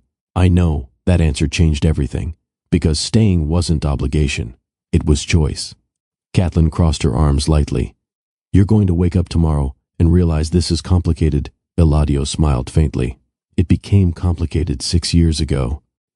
The honesty settled heavily between them. Then suddenly, Marcus shouted from the bedroom, "Dad, Micah stole my blanket!" Silence, absolute silence. Catelyn froze instantly. Eladio stopped breathing. Even the apartment itself somehow felt still. From the bedroom, Micah yelled back immediately, "I did not! You move aggressively in your sleep!" Neither boy seemed to realize what just happened, but the word lingered loudly through the apartment anyway. "Dad!" Catelyn looked toward Eladio slowly, and what she saw on his face nearly shattered her. Not shock, not pride. Grief. Pure, overwhelming grief, because somebody accidentally gave him a title he should have heard years ago. Eladio covered his mouth briefly while emotion hit violently across his face. Catelyn stepped toward him instinctively. "Eladio!" He laughed once shakily under his breath. "Tiny. Broken. I missed everything." God. That sentence hurt, because it was true. First words, first steps, first birthdays, first nightmares, gone. Catelyn touched his arm carefully, and for one suspended second, neither moved away. The apartment slowly settled into nighttime calm afterward. Marcus eventually stopped yelling about blankets. Micah negotiated shared sleeping quarters, and somewhere between toothbrush arguments and bedtime chaos, Eladio found himself helping Marcus untangle pajama sleeves like he'd done it forever. Natural again. Too natural. Catelyn watched quietly from the hallway, and honestly, that scared her more than anything Richard Farrell ever said. Because Eladio fit here effortlessly. Not like a guest, like someone the apartment had been waiting for. Marcus climbed onto the couch afterward, holding a stuffed shark. "You know bedtime stories?" Eladio blinked. "I know a few. Good." Marcus shoved the shark toward him confidently. "He likes pirate voices," Micah corrected immediately from the hallway. "The shark does not have ears. That's not the point." Eladio looked helplessly toward Catelyn. She smiled softly despite herself. "You survive by adapting." Apparently true. 10 minutes later, Eladio sat awkwardly between both boys inside their bedroom while attempting dramatic, pirate voices that were objectively terrible. Marcus loved it anyway. Micah kept correcting historical inaccuracies. Catelyn stood quietly outside the partially open bedroom door listening, and suddenly, without warning, grief hit her hard enough to steal her breath, because this should have existed years ago. These sounds, this warmth, this family. Richard Farrell didn't just separate two adults, he stole an entire life from all of them. Inside the bedroom, Marcus yawned dramatically. "You're not good at pirate voices." Eladio looked mildly offended. "That feels unnecessary. It's constructive," Micah pointed sleepily. "You're improving emotionally, though." Catelyn laughed softly against the hallway wall before covering her mouth quickly. God, she forgot what happiness inside a home sounded like, and hearing it again nearly hurt worse than silence ever did. The twins fell asleep faster than expected. Marcus halfway across the bed like gravity personally offended him. Micah curled quietly beneath blankets, still holding the stuffed shark hostage for emotional support. Eladio stood silently near the doorway, watching them breathe, watching his sons sleep, and honestly, nothing in his entire life prepared him for how emotional that felt. Not boardrooms, not billion-dollar negotiations, not success. Just two little boys sleeping beneath dinosaur blankets, his boys. Catelyn leaned softly against the hallway wall beside him. They sleep better after difficult days.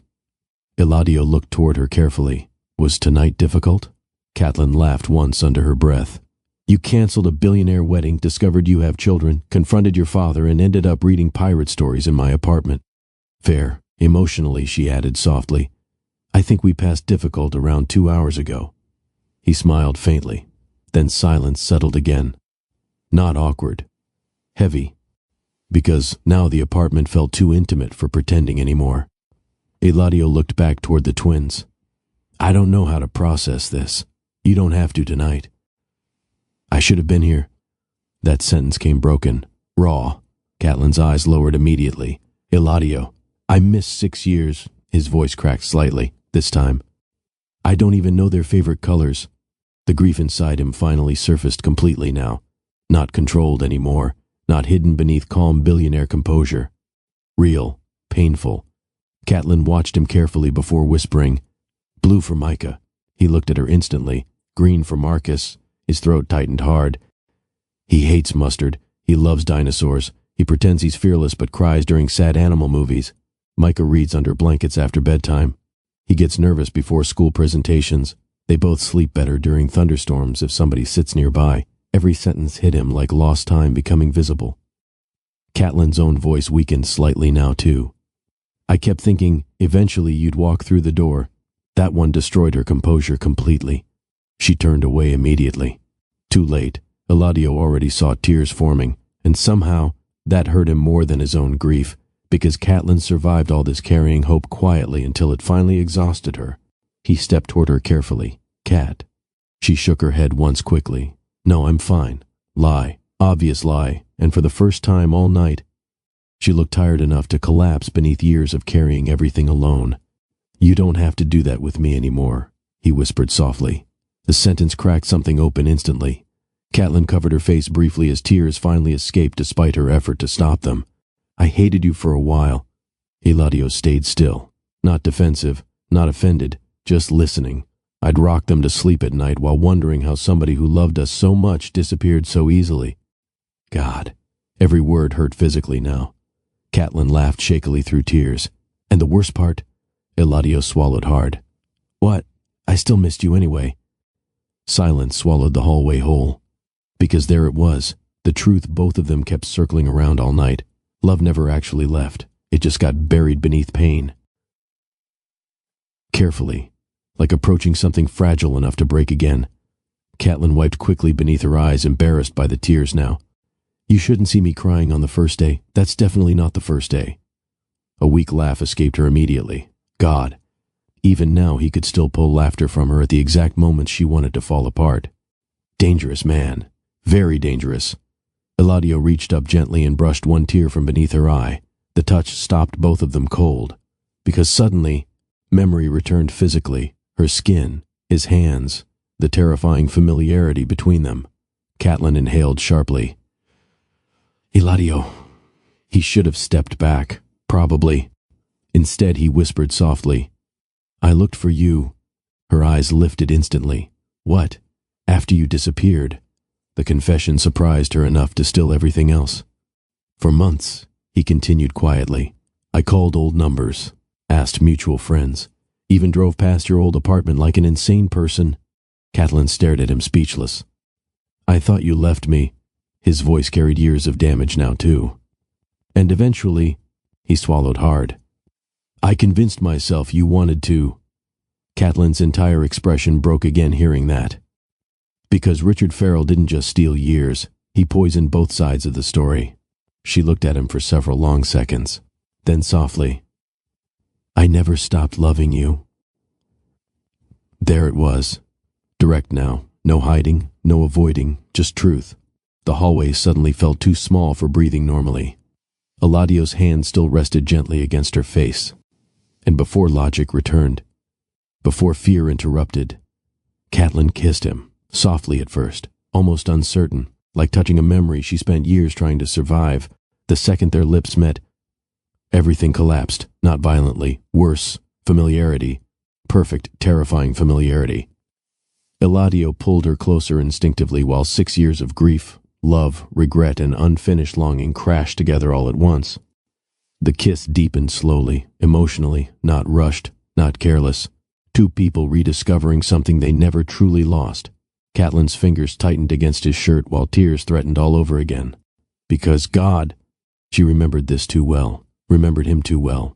When they finally pulled apart, both looked slightly stunned by the force of it. The apartment remained silent around them. Soft nightlight glow from the boys' bedroom spilled faintly into the hallway. Catelyn laughed shakily first. "Well," Eladio rested his forehead lightly against hers. "Yeah." Her heart hammered violently now. Dangerous. Everything about this was dangerous. Because kissing him changed things permanently. Again. And somehow, Neither of them wanted to take it back. Neither of them moved immediately afterward. The hallway stayed dim and quiet, while soft light spilled from the twins' bedroom across the floor. Catelyn could still feel Eladio's hand against her waist, warm, familiar, dangerously familiar, and honestly, that terrified her more than the kiss itself, because the problem was never whether she still loved him. The problem was how quickly loving him again felt natural. Eladio looked at her carefully, not triumphant, not careless, almost overwhelmed himself. "Cat," she laughed softly once under her breath. "That was a bad idea. You don't mean that. The worst part?" He was right. Catelyn leaned back lightly against the hallway wall, trying to steady her breathing. "We've been in the same room again for what? A few hours? Technically catastrophic hours." A smile almost escaped her. Almost. Then reality returned again. The wedding, Liliana, the media, Richard Farrell. Catelyn crossed her arms tightly. "You were supposed to get married tonight." The sentence landed heavily. Eladio's expression shifted instantly. Not guilt exactly, sadness. "I know. She loved you. I cared about her." Catelyn looked up sharply. Cared, not loved. And somehow that detail hurt more than it should have. Eladio noticed immediately. "I tried to love her the right way." The honesty in his voice softened the tension slightly. "She deserved honesty," he continued quietly. "I think somewhere deep down, she knew I was still carrying you." Catelyn's pulse betrayed her again. Dangerous conversation. Very dangerous. She looked away first. "Eladio, this can't become nostalgia. It isn't. Too fast. Too certain." That made her chest tighten immediately. He stepped slightly closer again.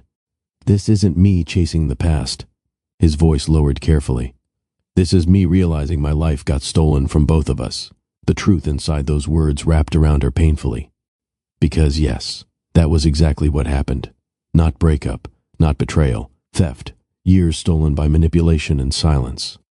Catelyn exhaled shakily. "You can't fix 6 years overnight." "I know. Then stop looking at me like you already want forever again." Silence. Eladio held her gaze steadily. And somehow, he didn't deny it. That terrified her completely. Eladio's phone vibrated loudly against the quiet hallway. Both of them startled slightly apart instantly. Reality. Again. Granville's name flashed across the screen. Eladio answered carefully. "What?" Granville sounded exhausted. "Well, congratulations. For what?" "You're currently the #1 trending topic in Illinois." Catelyn closed her eyes briefly. "Of course," Granville continued. "The media found out about Catelyn and the boys." Eladio's jaw tightened immediately. "How?" "Rich people leak catastrophically under pressure." "Fair," Catelyn whispered softly. "What are they saying?" Eladio put the call on speaker reluctantly. Granville answered immediately. "Mostly speculation. Some outlets say the children are yours. Others think the wedding was canceled because of an affair scandal." Dropped instantly. "No." Granville's tone softened hearing her voice. "Hey, nobody knows the full story yet. That's the problem," Eladio muttered darkly. "Because partial truths destroyed people faster than lies sometimes." Granville continued carefully. "Your father's team is already trying to control the narrative." Eladio laughed coldly once. "Of course they are." Catelyn's anxiety visibly climbed now. "The boys can't get dragged into this." Eladio looked toward her immediately. "They won't." "How exactly are you planning that?" she asked quietly. "You're one of the most recognizable businessmen in Chicago." And there it was. The reality neither wanted to face yet. Eladio Farrell didn't belong to ordinary life anymore. His name attracted headlines automatically. Attention, pressure, exposure. Granville interrupted gently. "Look, I can handle media for tonight, but tomorrow gets harder. Tomorrow, school, questions, cameras, internet gossip." The future suddenly felt frighteningly complicated again. Eladio rubbed tired fingers across his forehead. "I'll deal with it." Granville sighed heavily. "You can't solve everything by force." "No," Eladio answered quietly. "But I can stop hiding." That sentence settled heavily across the hallway. Because for the first time, he meant it completely. The bedroom door creaked open softly. Marcus stood there half awake holding the stuffed shark upside down. You're both loud emotionally. Catelyn inhaled sharply. Marcus, go back to bed. No.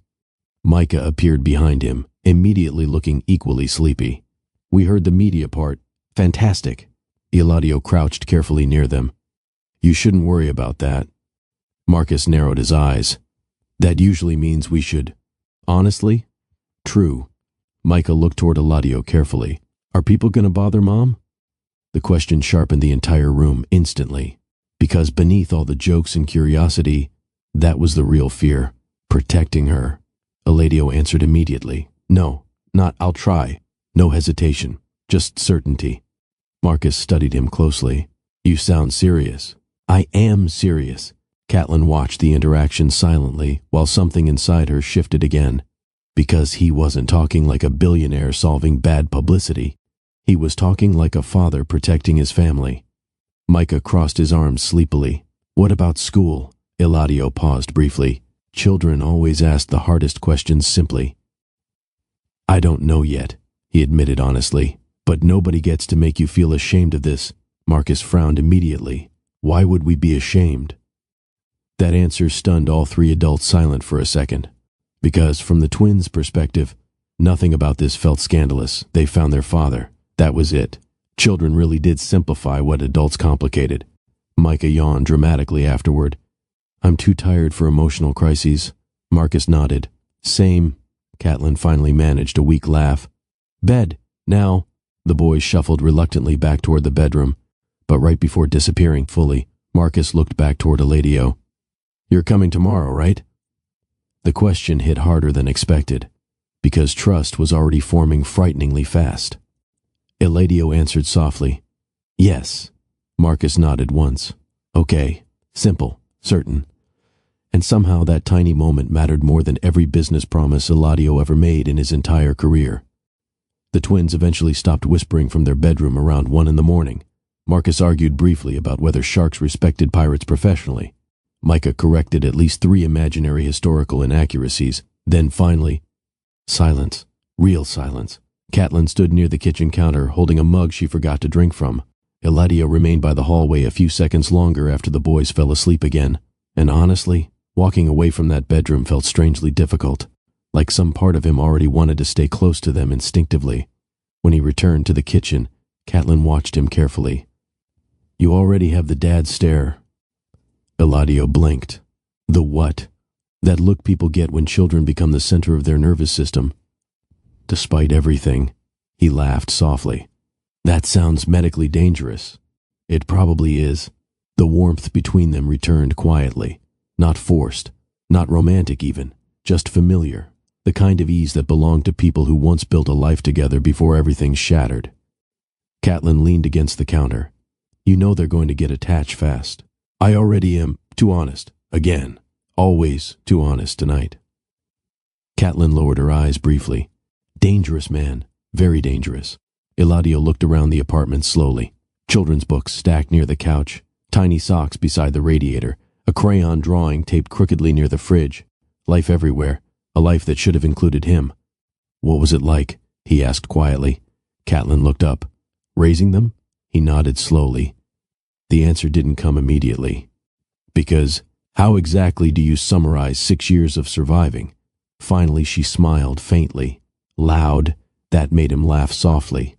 Marcus hasn't stopped talking since birth. Accurate. Micah used to stay awake just watching everything. Her expression softened, remembering it. Even as a baby he looked judgmental. Eladio smiled helplessly. That sounded exactly right somehow. Catelyn continued quietly. There were hard days. The softness disappeared from her voice slightly now. Hospital bills, night shifts, finding babysitters, pretending everything was manageable when it absolutely wasn't. Every sentence tightened his chest harder. I should have been here. Catelyn looked at him carefully this time. You didn't choose this. No, he answered quietly. But I still missed it. And honestly, that mattered to her more than she expected. Because guilt was easy. Performative regret was easy. But grief? Real grief over lost fatherhood? That couldn't be faked. Catelyn suddenly disappeared briefly into the bedroom. When she returned, she carried a small worn photo box. Eladio's stomach tightened instantly. "What's that?" Catelyn sat slowly at the kitchen table. "Something you deserve to see." The box looked old, handled often, carefully preserved. Eladio sat across from her quietly. Then she opened it. Photographs, hundreds of them. Tiny pieces of 6 missing years. His breath caught instantly. Marcus as a newborn wrapped in blue blankets. Micah sleeping beside him in a hospital crib. Birthday cakes, tiny backpacks, Halloween costumes, school pictures, life, entire years of life. Eladio picked up one photo carefully. The twins sat in a park maybe 3 years old, both wearing oversized winter hats while laughing at something outside the frame. What were they laughing at? Catelyn smiled faintly. A squirrel stole Marcus's sandwich. That feels personal. He cried for 20 minutes. Emotionally, Catelyn clarified. Fair. Eladio stared at the photos silently while emotion climbed harder and harder inside his chest. Every image felt beautiful and unbearable at the same time, because these moments existed without him. Catelyn watched him carefully. I almost threw them away once.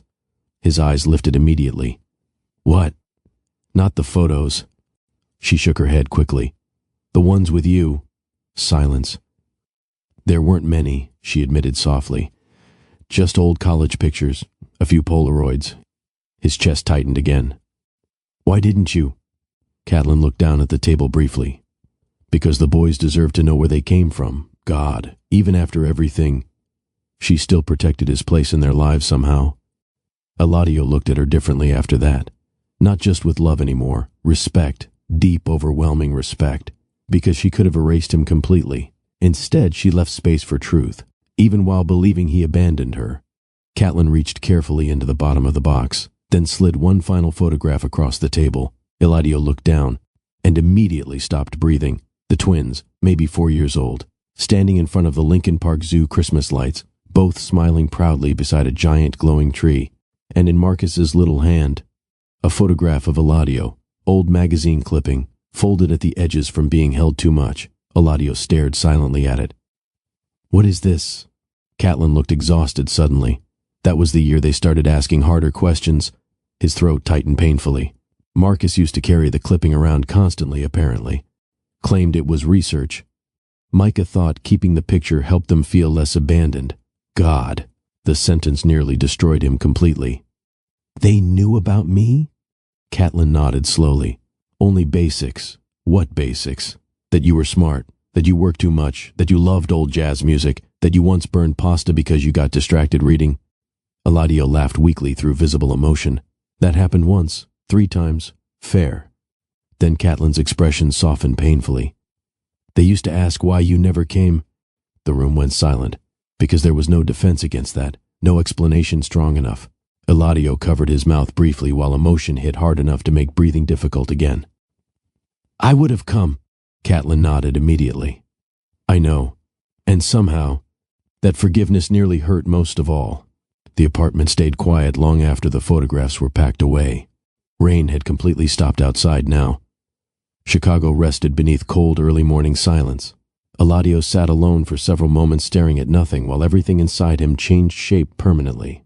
Not emotionally overwhelmed anymore. Resolved. Because seeing those photographs made one thing horrifyingly clear. This wasn't about repairing a romance. This wasn't about fixing scandal. This wasn't even about Richard Farrell anymore. This was about fatherhood. His children already spent years wondering why he never came for them. He would spend the rest of his life making sure they never wondered again.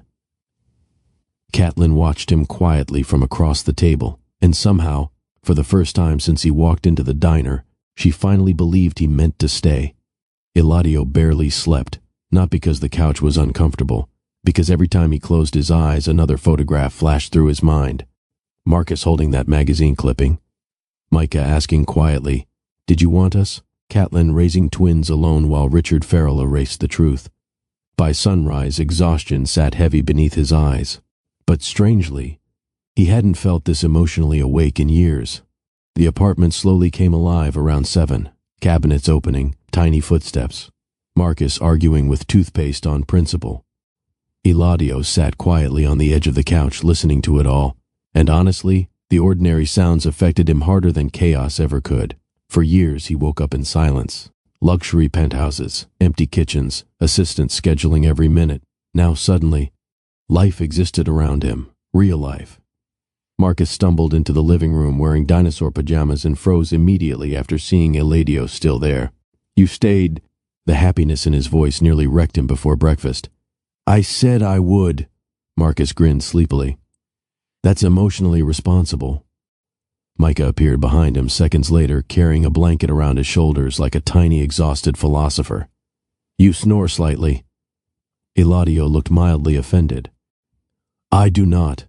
"You absolutely do," Catelyn called from the kitchen instantly. That startled all three boys silent for half a second. Then Marcus gasped dramatically.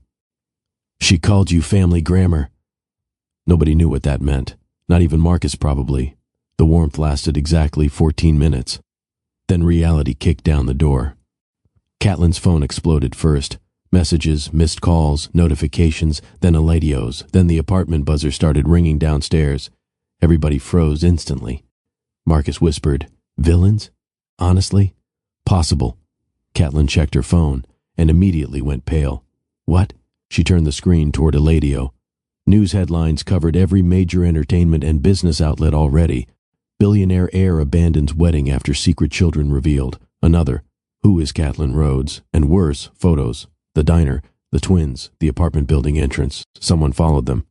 Catelyn's stomach dropped instantly. "No." Micah moved quietly beside her, reading the headlines upside down. "That feels invasive." Understatement of the century. The apartment buzzer rang again aggressively. Then again. Eladio stood immediately. "I'll handle it." Catelyn grabbed his wrist before he could move. "No." The fear in her voice stopped him instantly. Because this wasn't his normal world anymore. This involved the boys, children, exposure. Marcus looked confused. "Why are strangers talking about us?" God, that question hurt. Catelyn crouched carefully in front of both twins. "Listen to me." Her voice stayed calm despite panic climbing visibly inside her. "Some people know about your dad now." Marcus blinked. "That fast?" "Your father's famous," Micah muttered. Eladio hated how natural that sounded. Catelyn continued softly. "There might be cameras outside today." Marcus frowned immediately. "Why?" "Because adults consumed scandal like entertainment. Because powerful families became public property. Because the internet forgot children were human beings."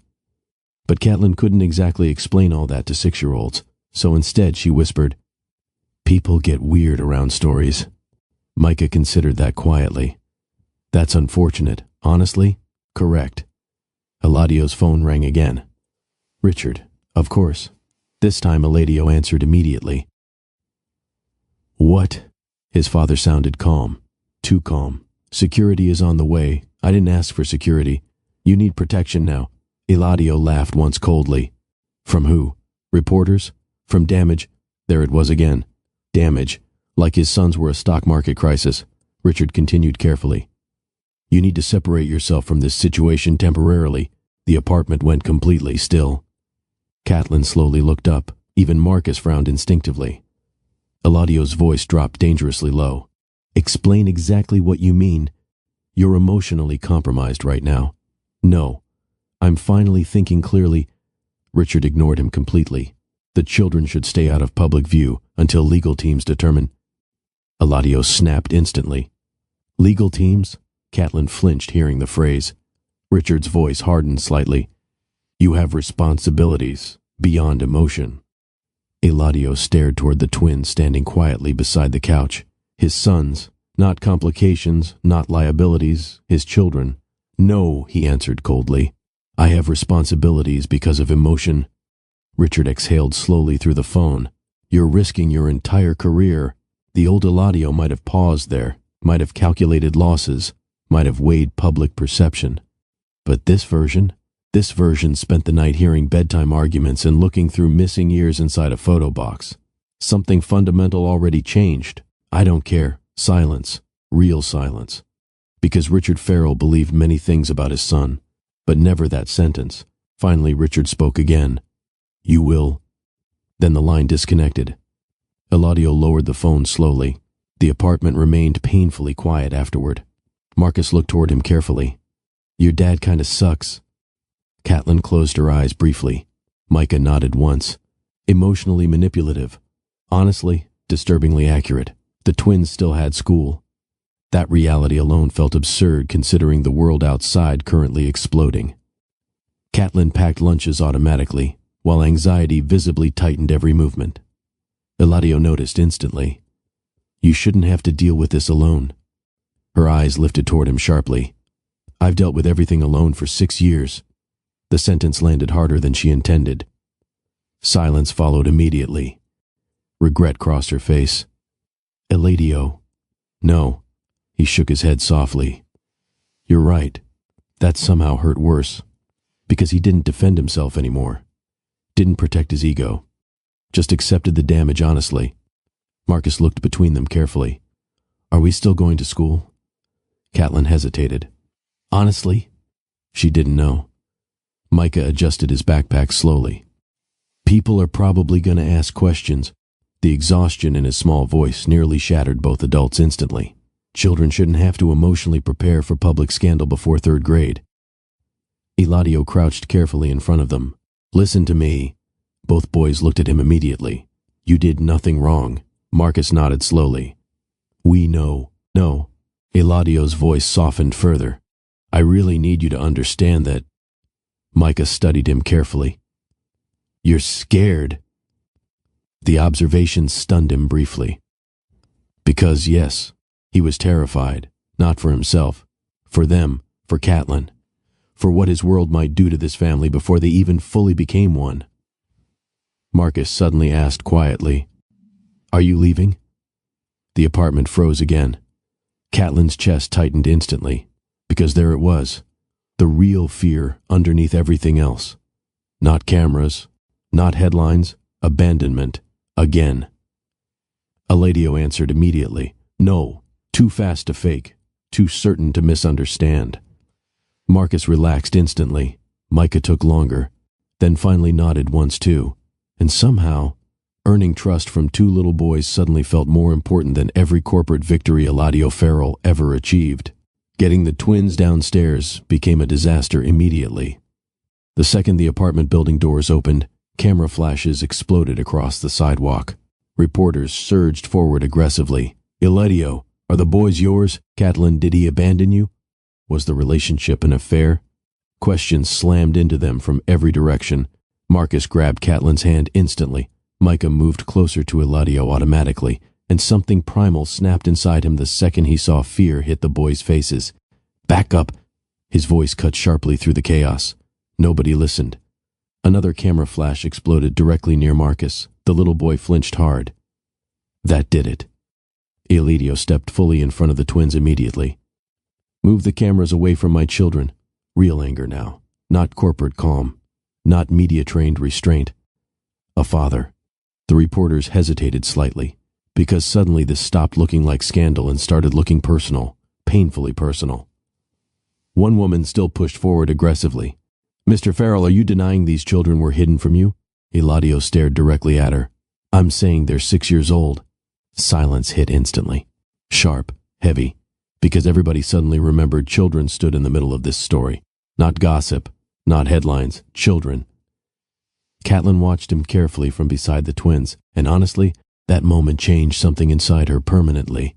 Because he didn't protect his image first, he protected them. Security finally arrived seconds later, forcing cameras backward while Granville rushed toward them, looking exhausted already. I leave you alone for 1 night and the entire city catches fire. Marcus pointed immediately. I like him. Granville blinked once. That feels weirdly important to me. Even Micah smiled slightly. Tiny emotional victories somehow surviving inside complete chaos. The drive to school felt painfully tense afterward. Marcus stayed quieter than usual, staring out the window. Micah kept checking headlines on Catelyn's phone despite being told repeatedly not to.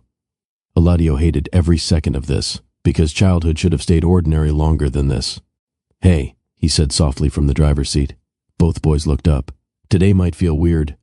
Marcus frowned slightly. That's understatement. Fair, Eladio continued carefully.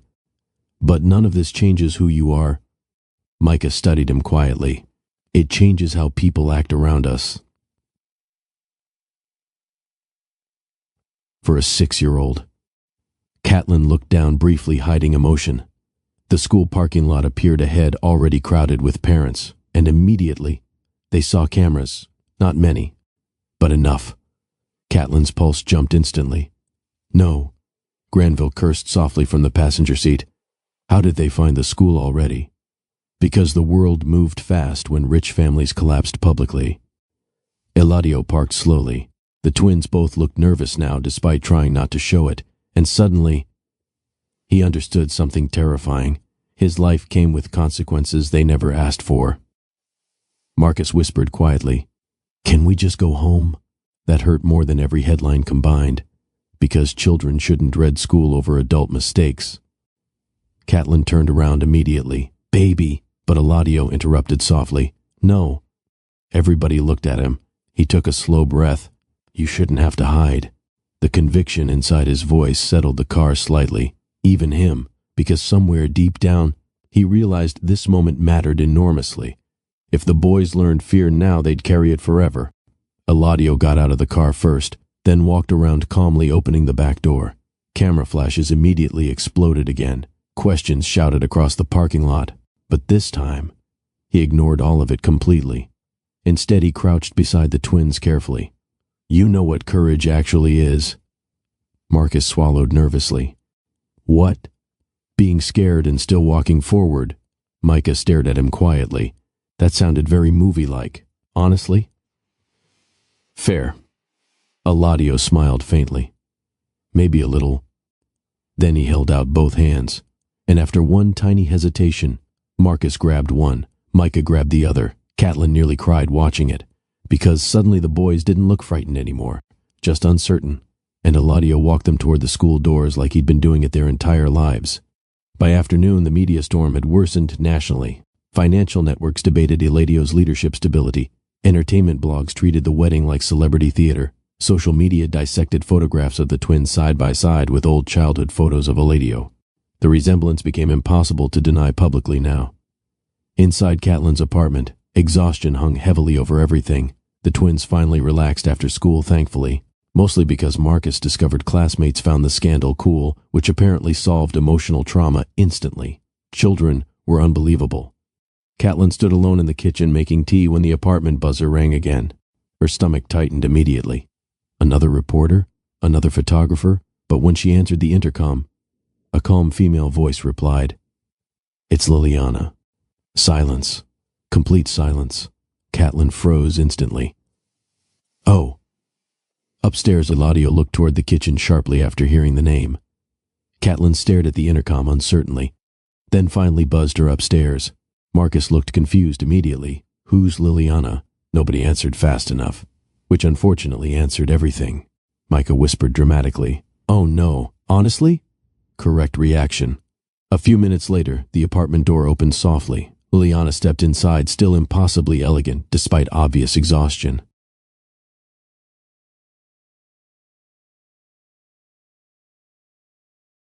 No wedding dress now, simple cream coat, minimal makeup, tired eyes. And somehow, that made the entire situation hurt even more.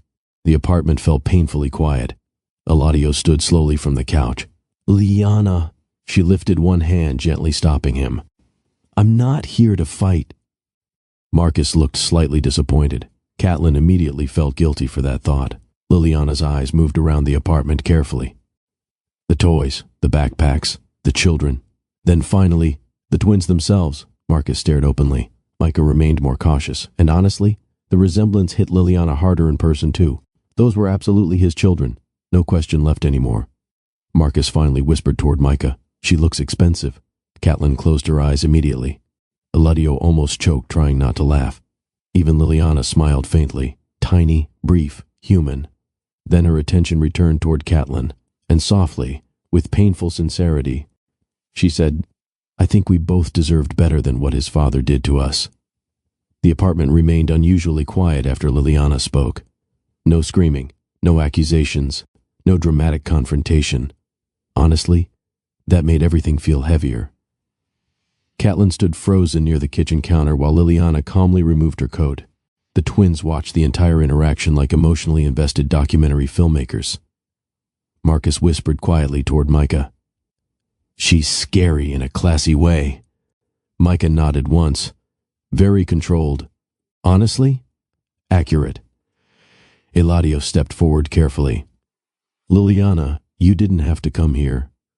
Yes, she answered softly. I did. Her eyes shifted toward the twins again, and something visibly changed in her expression. Not jealousy, grief maybe. Because suddenly the situation stopped being abstract. These weren't rumors. They were children with Eladio's eyes sitting inside a small apartment eating crackers while the entire city discussed them online. Liliana looked toward Catelyn carefully. I owe you an apology. Catelyn blinked immediately. What? I judged you years ago without ever meeting you. The honesty caught everyone off guard. Liliana lowered her eyes briefly before continuing. Richard Farrell made you sound manipulative. A faint, bitter smile crossed her face, which should have been my first warning. Eladio looked away immediately, because hearing someone else acknowledge his father's damage out loud somehow made it more real. Catelyn crossed her arms lightly. You don't owe me anything. Yes, Liliana said quietly. I do. Silence settled again. Then softly, painfully softly, Liliana admitted, I think he loved you the entire time I knew him. The room stopped. Marcus looked toward Eladio dramatically. Oh, wow. Micah nodded seriously.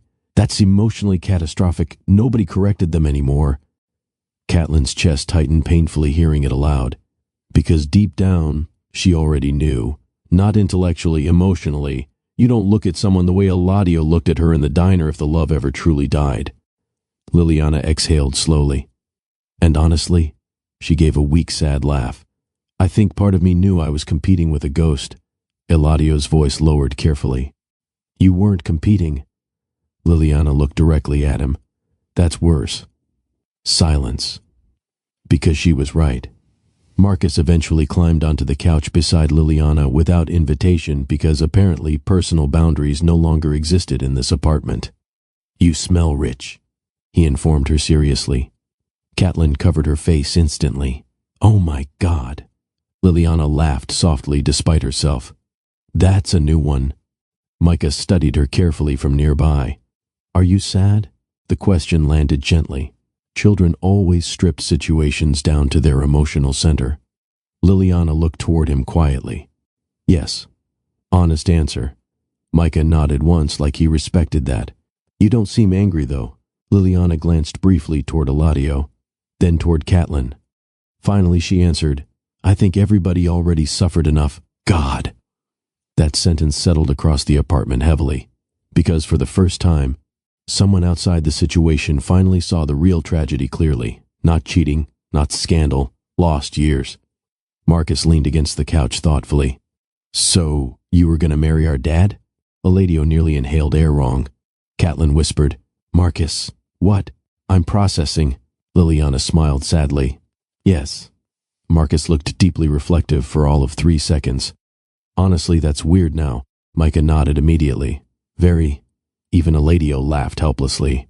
And somehow, that tiny moment saved the room from collapsing beneath tension. Liliana watched him laugh with the boys quietly.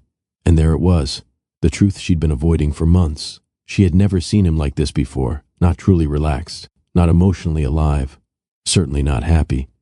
But sitting inside this messy apartment surrounded by toy dinosaurs and chaos, Eladio looked more like himself than he ever did beside billionaires and politicians.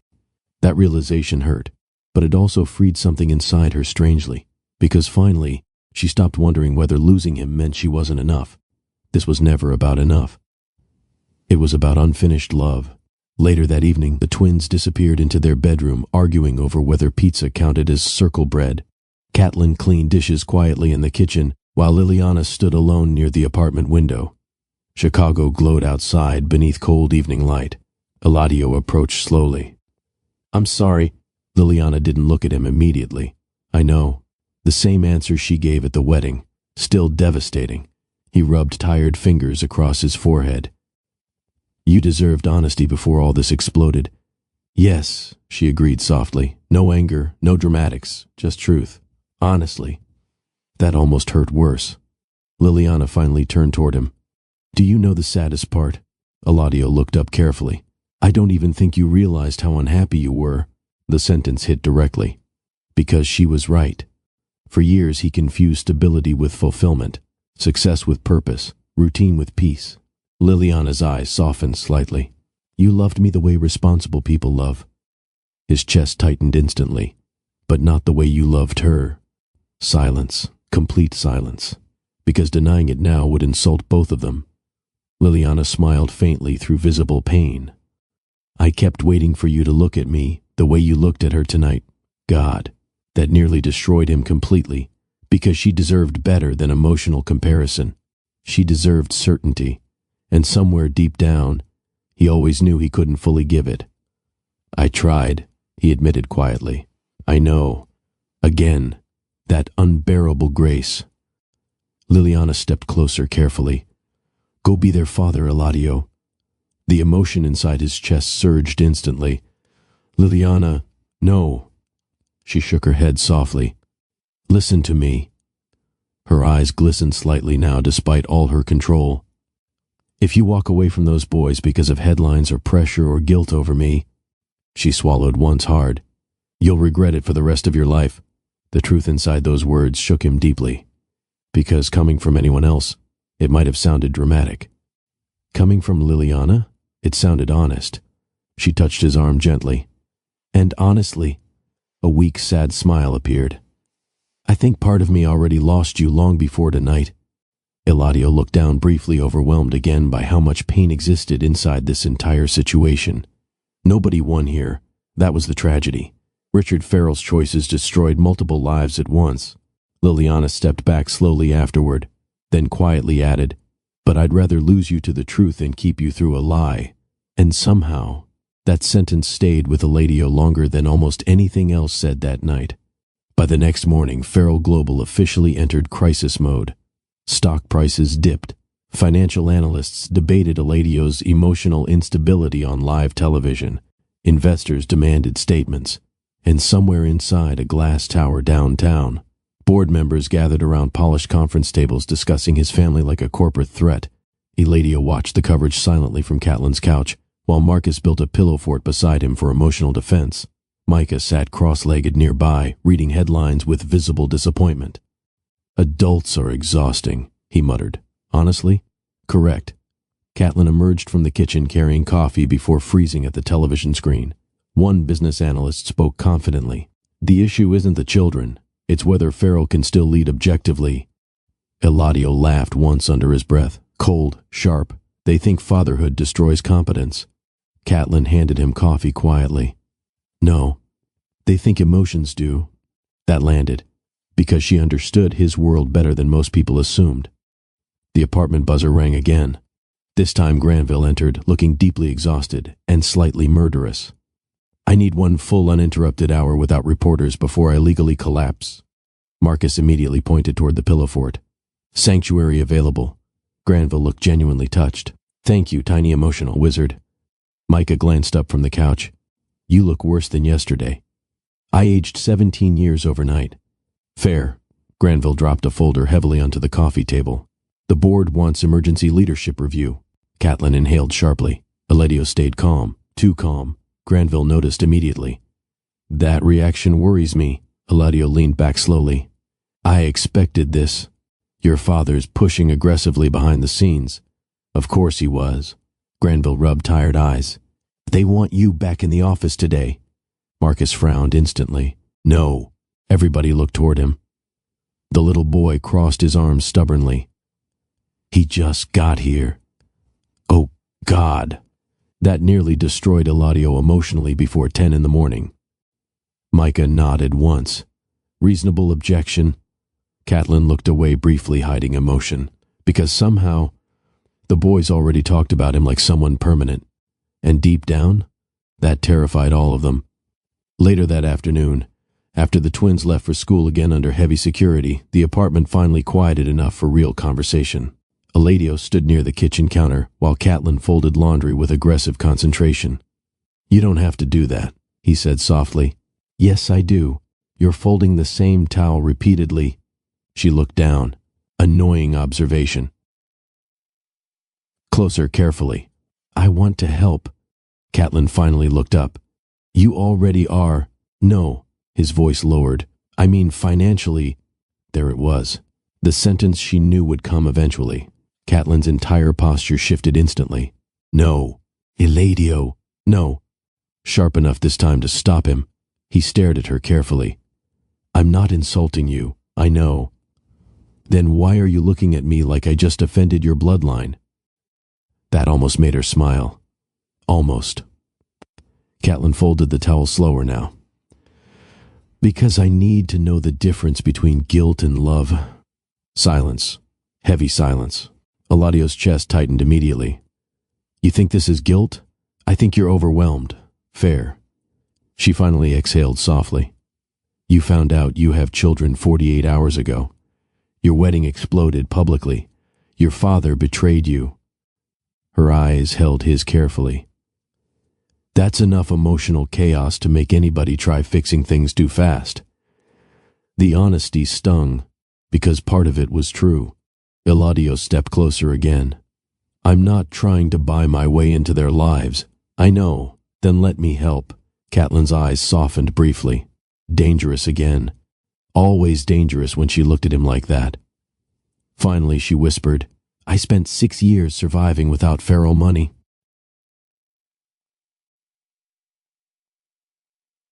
And honestly, Eladio respected her even more for it. I'm not ashamed of the life we built here. His voice softened immediately. You shouldn't be. And the sincerity inside those words nearly broke her composure again, because he truly meant it. The tiny apartment, the chaos, the ordinary life. He didn't look down on any of it, not even slightly. That mattered more than money ever could. School pickup felt easier this time, not because cameras disappeared, because the twins ran toward him instinctively now. Marcus launched himself into Eladio's side dramatically the second school ended. You came back. 3 words, small enough to ruin him emotionally immediately. I said I would. Micah walked beside them, quieter but visibly calmer too. One little girl near the school doors pointed openly. They have the same eyes, Marcus answered proudly before anyone else could speak. That's because he's our dad. Simple, confident, certain. Catelyn watched the moment silently from a distance. And honestly, seeing the boys claim him naturally did something terrifying to her heart, because she realized they weren't cautiously hoping anymore. They already accepted him. Fast, completely, dangerous. The afternoon passed unexpectedly peacefully afterward. No headlines, no reporters, no corporate disasters for a few precious hours. Just ordinary life. Homework at the kitchen table. Marcus insisting math problems were emotionally disrespectful. Micah quietly correcting spelling without being asked. And Eladio sitting between them helping with school assignments like he'd been doing it forever. Catelyn paused in the hallway watching them unnoticed for a moment. Marcus groaned dramatically. I hate fractions. They're literally pieces of things, Micah replied. That's not comforting. Eladio laughed softly. Honestly, fractions ruined my childhood too. Marcus looked stunned. You suffered? Deeply. Wow. Micah narrowed his eyes suspiciously. You're exaggerating for bonding. Correct. Even Catelyn laughed quietly from the hallway. And hearing her laugh again inside this apartment, warm, natural, alive, made something settle painfully inside Eladio's chest, because suddenly success looked different now. Not skyscrapers, not boardrooms. This, homework, noise, family, God. How did he live without this for so long? The peace lasted exactly one evening. At 8:17 p.m. the apartment buzzer rang again. This time nobody moved immediately. Marcus looked suspicious. If that's another reporter, I vote violence. Strongly agreed, Micah added. Catelyn checked the security camera screen beside the door, and instantly froze. Eladio noticed immediately. What? She turned the screen slowly toward him. Richard Farrell stood downstairs in a dark overcoat beside 2 security guards. Silence swallowed the apartment whole. Marcus whispered, Oh. Micah's face tightened immediately. That's definitely the villain grandfather. Honestly, hard to argue. Eladio stood slowly. What is he doing here? Catelyn's pulse climbed instantly. Because Richard Farrell didn't belong inside this apartment. Men like him changed atmospheres just by entering rooms. Eladio moved toward the intercom. Catelyn grabbed his wrist immediately. "Don't." He looked at her carefully. "You shouldn't deal with him alone." The sentence affected her instantly. Because 6 years ago, she did. Alone. Eladio touched her hand softly. "Not anymore." God, dangerous words, very dangerous. He pressed the intercom button calmly. "What?" Richard's voice came smooth through the speaker. "We need to talk." "No." "Eladio, no." Marcus looked impressed. "Wow." Richard continued carefully. "This situation has already escalated beyond private repair." The phrase immediately darkened Eladio's expression. "These are my children, not a situation." A pause. Then finally Richard said, "Please." The words stunned everyone, even Eladio, because Richard Farrell almost never sounded uncertain. Catelyn looked toward him quietly, and somehow she realized something important. The powerful billionaire downstairs finally understood he was losing his son completely. After several heavy seconds, Eladio buzzed him upstairs. The apartment felt painfully small once Richard Farrell entered it. Not physically, emotionally. His expensive coat, perfect posture, controlled expression. Everything about him clashed against the warmth of the apartment instantly. Children's drawings taped crookedly to walls. Tiny sneakers near the couch. Homework spread across the kitchen table. Life, real life. Richard's eyes moved slowly around the room. Then finally, toward the twins. Marcus stared openly. Micah looked calmer but noticeably protective near Catelyn. And the resemblance hit Richard too, hard. Those were undeniably Farrell boys. The realization visibly unsettled him. Marcus whispered quietly toward Micah. "He looks like Dad but less emotionally available." Catelyn nearly inhaled air wrong. Even Eladio looked away, trying not to laugh. Richard ignored it completely. His attention remained fixed on the twins. "They're older than I imagined." The sentence landed badly immediately.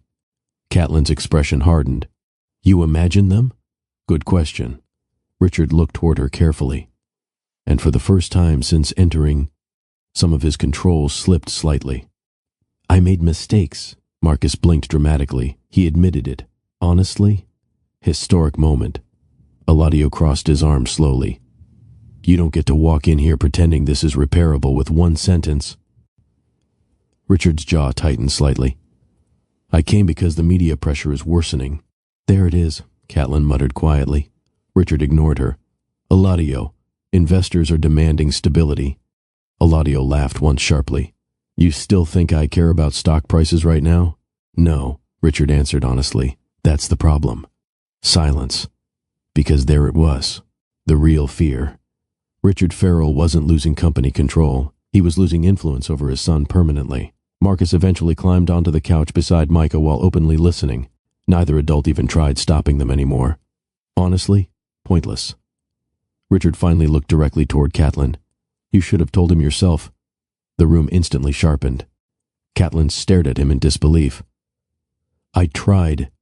Richard's expression remained unreadable. "You disappeared."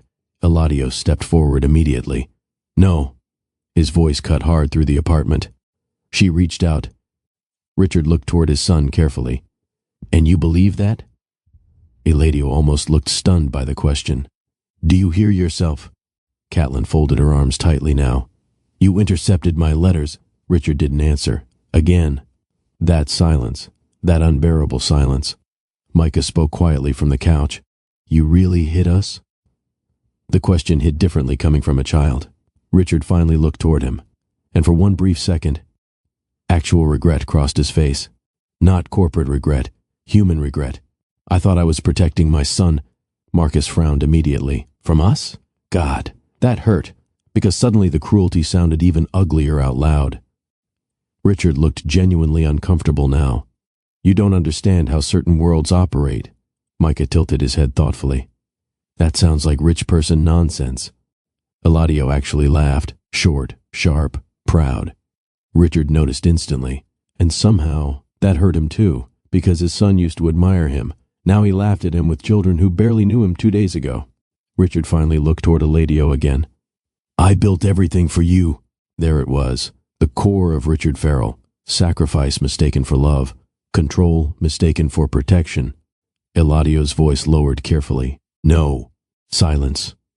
You built everything for power. That one landed deeply. Richard's face hardened immediately. And what exactly are you building here? Eladio looked around the apartment slowly. At Catelyn, at the twins, at the messy ordinary life unfolding around him, then quietly, something real. The room fell silent after that, because nobody, not even Richard, could deny the truth sitting in front of them anymore. Not scandal, not weakness, family. Richard Farrell stood silently in the middle of Catelyn's apartment while the twins watched him with unsettling honesty, and for the first time in decades, he looked out of place, not because of the apartment itself, because power meant nothing here. Nobody cared about stock prices, nobody cared about reputation, nobody cared about the Farrell name. The boys cared whether Eladio came back after school. Catelyn cared whether love felt safe again. And Eladio? Eladio looked more alive standing in this cramped apartment than he ever did inside corporate towers. Richard saw it too. That was the real problem. You're throwing your future away emotionally, Richard said quietly. Marcus immediately whispered toward Micah. He says emotional like it's a disease. Honestly, correct. Eladio looked exhausted now. Not physically, spiritually exhausted from years of his father reducing humanity into strategy. You know what's amazing? Eladio asked softly. Richard frowned slightly. For years I thought becoming you was success. The apartment went completely still. Catelyn lowered her eyes briefly, because she knew how true that was. Eladio spent half his life chasing approval from a man who measured worth through control. But now he'd spent 48 hours around children who measured love through presence. And somehow those boys understood life better than powerful men ever did. Richard folded his hands slowly. You're speaking recklessly, because you're emotional. No. Eladio shook his head calmly. I'm speaking honestly because I finally stopped being numb. Silence. Heavy silence. Because Richard Farrell genuinely didn't understand that sentence. Not fully. Not emotionally. Micah suddenly looked toward Richard carefully. Did anybody hug you when you were little? Catelyn inhaled sharply. Eladio nearly covered his face instantly. Marcus whispered, "Oh my God." But Richard actually froze, completely. The question hit him harder than boardroom attacks ever could. Because children ask things adults spent entire lives avoiding. Micah continued thoughtfully. You act like feelings are dangerous. Nobody moved, nobody spoke, and for one strange suspended second, Richard Farrell looked less powerful than lonely.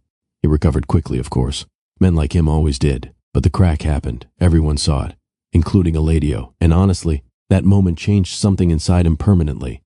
Because suddenly he stopped seeing his father as invincible. He just saw a man who never learned how to love without control. Richard eventually looked toward Catelyn again. You could have fought harder. Wrong thing to say. Very wrong. The apartment atmosphere shifted instantly. Eladio stepped forward immediately. But Catelyn stopped him softly with one hand. No, this one belonged to her. She walked slowly toward Richard until they stood only a few feet apart. And, honestly, the calmness in her face looked more dangerous than anger.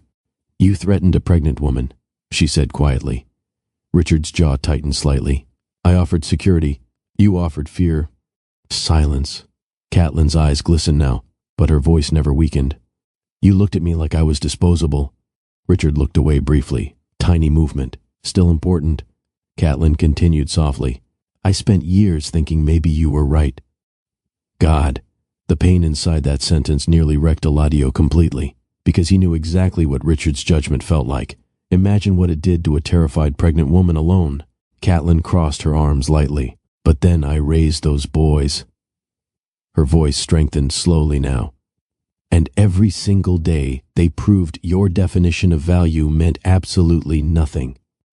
Marcus looked emotional immediately. Micah pretended not to be. Richard remained silent. No defense left anymore, because the evidence stood all around him. The apartment wasn't glamorous, but it was full of warmth, full of life, full of love, everything money failed to buy him emotionally. Catelyn's final words landed softly. But thank you for one thing. That finally surprised him enough to look up.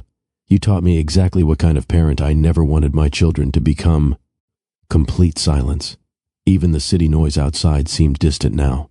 Richard Farrell stood there absorbing the sentence slowly, and for once in his life, he had absolutely nothing to say back. Richard eventually moved toward the apartment door quietly. Older somehow. Smaller, Catelyn whispered. The twins watched him carefully from the couch. Then suddenly, Marcus spoke. Wait. Everybody froze. Richard turned slowly. Marcus looked thoughtful. You did bad stuff. Marcus, no, it's okay. The little boy climbed down from the couch carefully, then looked directly at Richard. But Dad says people can still fix things if they actually mean it. The apartment stopped breathing. Because nobody expected mercy from a 6-year-old. Especially not after everything. Richard stared at Marcus speechlessly. And honestly, the word Dad coming so naturally from the child nearly destroyed Eladio emotionally all over again. Marcus shrugged awkwardly. You should probably stop acting weird emotionally. Micah nodded once. Strong advice. Richard looked toward Eladio slowly after that. And, for the first time, there was no power struggle left in his face. Only regret. Real regret. He spoke quietly. I thought protecting you meant controlling your future. Eladio's chest tightened slightly. Richard looked around the apartment once more. At some point, I forgot people aren't companies. Nobody answered immediately, because, strangely, that might have been the most honest thing Richard Farrell ever said. He moved toward the door again afterward, then paused briefly beside Eladio. You look happier here. Simple sentence. Still devastating somehow, because Richard sounded confused by it, like happiness existing outside wealth genuinely surprised him.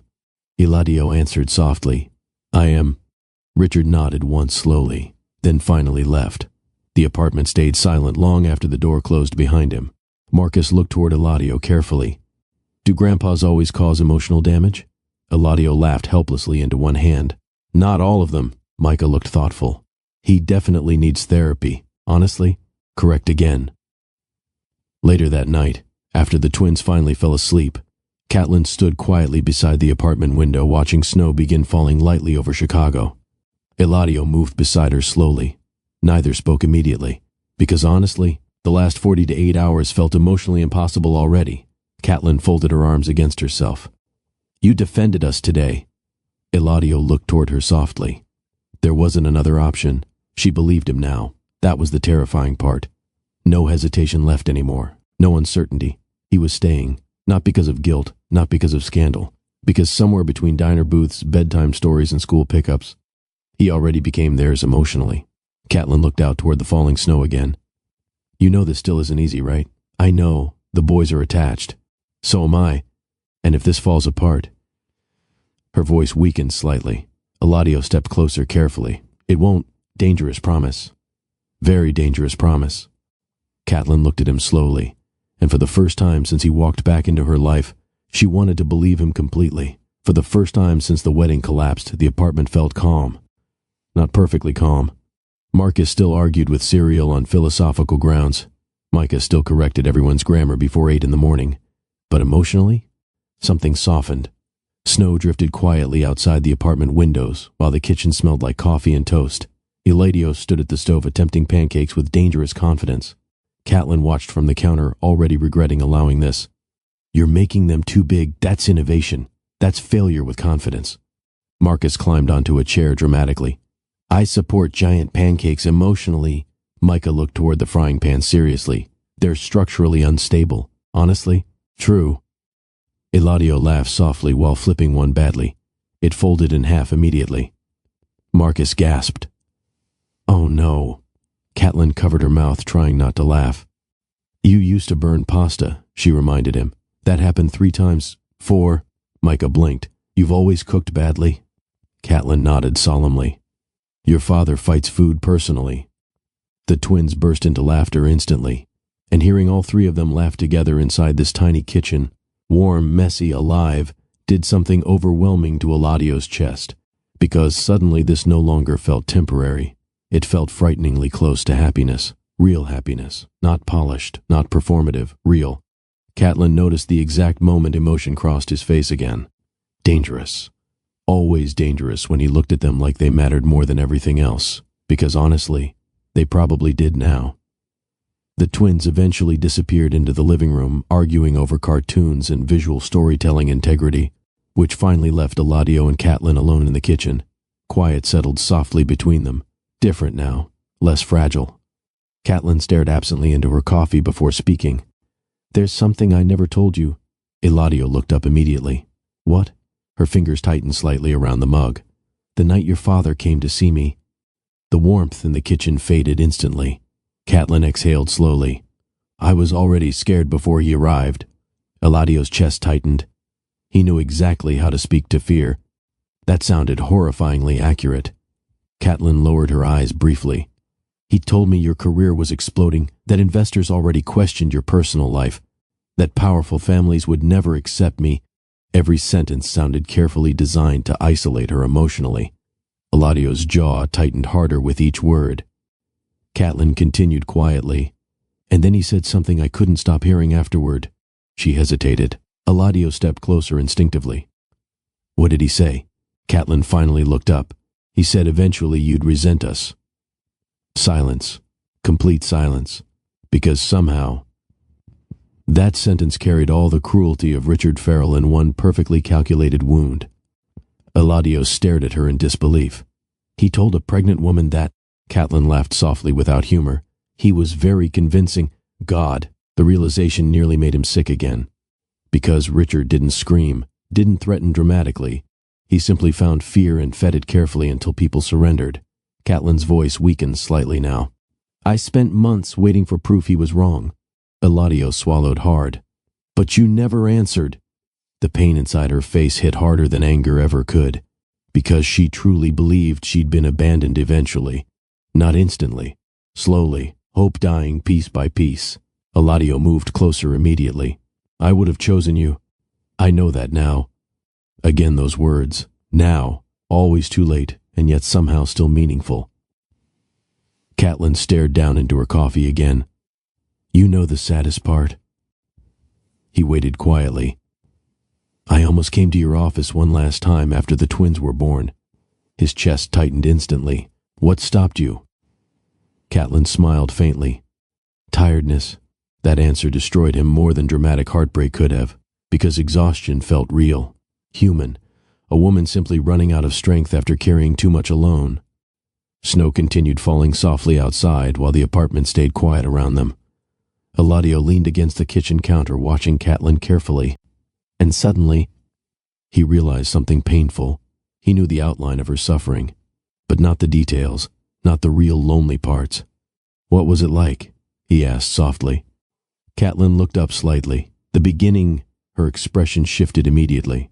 Far away now. Tiring, small answer, heavy meaning. She gave a weak laugh afterward. "There were nights I'd fall asleep sitting on the floor because if I moved too much, one of them woke up." Eladio closed his eyes briefly. "God," Catelyn continued quietly. "Marcus cried constantly as a baby. Micah barely slept. I worked mornings at the bookstore and cleaned offices at night. Every sentence felt unbearable now. Not because she blamed him, because she didn't. That somehow made it worse. I kept thinking eventually things would stabilize." Her eyes softened, remembering. And then one day Marcus laughed for the first time. A tiny smile appeared. Everything suddenly felt survivable after that. Eladio listened silently, while guilt and admiration tangled painfully together inside his chest. Because she survived what should have broken people. Not elegantly, not perfectly, but faithfully. For them. Catelyn looked toward the living room where the twins argued loudly about cartoon villains. "They saved me more than I saved them." The sincerity in her voice nearly wrecked him. Because she meant it completely. Eladio moved closer slowly. "You shouldn't have had to survive alone." Catelyn's eyes lifted toward his. "No." One word, soft enough to hurt. Then, after a long silence, she whispered, "But I'm glad they turned out like you." That one caught him completely off guard. "What?" Catelyn smiled faintly. "Marcus feels everything loudly. Micah notices everything quietly." Her expression softened further. "You did that too." The realization hit him deeply. Because pieces of him existed in these boys even without his presence. Somehow biology carried emotional echoes forward anyway. And honestly, that felt almost miraculous. Catelyn eventually disappeared briefly into her bedroom before returning with an old folded scarf. Eladio frowned slightly. "What's that?" She sat carefully across from him. then placed it on the kitchen table. I wore this the last time I tried seeing you. His stomach tightened instantly. Catelyn unfolded the scarf slowly. Inside sat an old visitor badge, Farrell Global Industries, dated 6 years earlier. Eladio stared at it silently, and suddenly, the memory hit him. A chaotic investor day, security everywhere, phones ringing constantly. He vaguely remembered walking through the lobby that afternoon distracted and exhausted. God, Catelyn's voice came quietly now. I waited outside your office building for 3 hours, the exact line, the exact wound. Snow blurred softly outside, while his entire chest caved inward emotionally. You walked past me with security and never looked up. Silence swallowed the kitchen whole. Because there was nothing he could say against that pain. Nothing. Catelyn's eyes glistened slightly now, too. I almost called your name. Eladio covered his mouth, briefly overwhelmed. But then I saw how different your world looked already. Her voice weakened. Everybody around you moved like you belonged somewhere unreachable. God, every word hurt physically now. I thought... She swallowed once hard. Maybe your father was right. Eladio looked shattered completely, because somewhere in his memory, there probably was a woman standing outside that building. Cold, pregnant, hopeful, and he walked directly past her without knowing she carried his entire future. The realization nearly destroyed him where he sat. Catelyn quickly wiped beneath her eyes, embarrassed again. I'm sorry, I didn't mean to... Eladio crossed the space between them instantly, then pulled her into him without hesitation. Catelyn broke immediately after that. Not loudly, worse, silent crying against his chest while years of exhaustion finally escaped all at once. Eladio held her tightly while grief tore through him violently. Because this woman loved him enough to wait outside in winter carrying his children, and the world stole that life from both of them. Marcus and Micah walked into the kitchen halfway through the hug, and immediately froze. Not because Catelyn was crying, because Eladio held her like someone terrified to lose her again. The twins exchanged a quick glance. Eladio laughed weakly under his breath while Catelyn tried recovering composure. Marcus whispered, "Oh." Micah nodded slowly. "That's definitely love." Catelyn pulled back instantly, wiping tears quickly beneath her eyes. "Why do you both move silently like tiny investigators?" "We observe emotional developments," Marcus answered proudly. "Honestly, concerning children." Micah looked toward his mother carefully. "You okay?" Catelyn smiled softly despite visible tears. "Yes, this time. For once." The answer felt mostly true. Marcus climbed onto a chair beside the kitchen table. "You know what's weird? Nobody trusted that sentence." "What?" "You all look less lonely now. Silence, complete silence, because somehow the child accidentally summarized the entire story perfectly." Catelyn looked down immediately. Eladio's chest tightened. Even Micah looked emotional after hearing it. Marcus blinked. Was that devastating? "Yes," Catelyn whispered. "Very." The little boy looked oddly proud of himself afterward. "And honestly?" "Fair." Later that afternoon, Eladio stepped outside onto the apartment building's small back stairwell to answer a call. Liliana. Snow drifted lightly through the alley, while distant traffic hummed softly across Chicago. He answered carefully. "Hey." Her voice sounded calmer than before. "How are the boys?" The question surprised him slightly.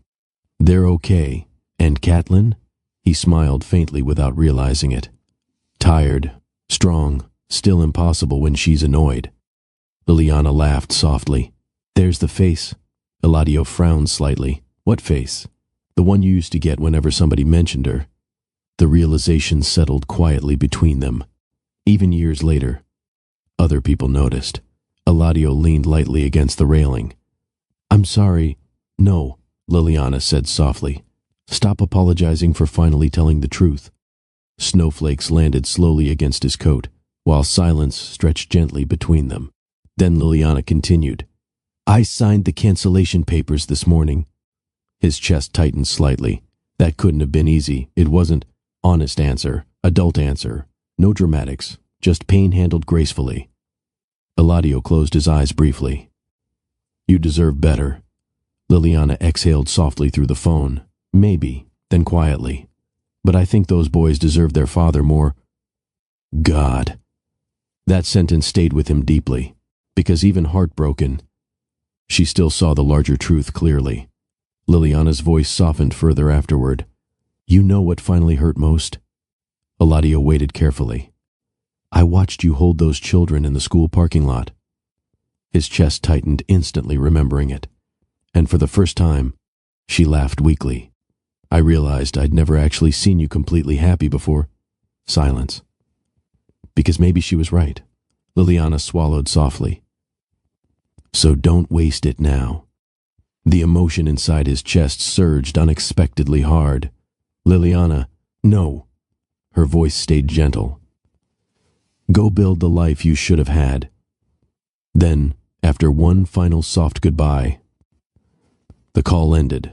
Eladio stared quietly at falling snow for several long seconds afterward. And honestly, he would probably spend the rest of his life respecting her for how gracefully she survived losing him. That evening, after the twins fell asleep early beneath a mountain of blankets and dinosaur books, Catelyn sat quietly beside the apartment window again, watching snowfall bury the city softly in white. Eladio approached slowly, carrying 2 mugs of tea. You're doing the overthinking face. She smiled faintly. You still notice. Always did. Dangerous answer. Very dangerous. Catelyn accepted the tea quietly. The apartment lights stayed dim around them while snow drifted outside like the city itself had finally slowed down. Eladio. He looked toward her immediately. I need you to understand something before this goes further. His chest tightened slightly. Okay. She folded both hands around the warm mug. I spent years teaching myself not to need you. The honesty hurt instantly. Catelyn continued softly. Not because I stopped loving you. Because survival demanded it. He listened silently. Every word mattered. You coming back. Her voice weakened slightly. It changes everything emotionally. Eladio stepped closer slowly. I know. No, she whispered. I don't think you fully do. Her eyes finally lifted toward his. If this falls apart again, I won't survive it the same way. There it was, the real fear. Not scandal, not media, loss. Again. Eladio crouched carefully in front of her, then took her hands gently. I'm not leaving. Dangerous promise again. Catelyn searched his face carefully, looking for hesitation, fear, doubt. She found none. That terrified her most, because somehow she believed him now, completely. And once belief returned, love followed uncontrollably behind it. The apartment slept quietly around them later that night. Snow covered Chicago completely now. Marcus snored dramatically from the bedroom. Micah muttered facts about sharks in his sleep for unknown reasons, and inside the tiny living room, Eladio sat beside Catelyn on the couch while old photographs rested scattered across the coffee table between them. Years of missing memories. Years they could never fully recover. But maybe, just maybe, not too late to build new ones. Catelyn rested quietly against his shoulder for the first time in years. No fear, no resistance, just tired honesty. Eladio looked down at one photograph in particular. Marcus and Micah smiling beneath Christmas lights while holding his old magazine clipping proudly between them. His chest tightened softly. They kept that picture. Catelyn smiled faintly. They wanted proof you were real. God, that nearly wrecked him all over again. He wrapped one arm carefully around her while snow drifted quietly beyond the windows, and for the first time since the wedding night, the grief inside him finally began turning into something else. Not regret anymore. Purpose.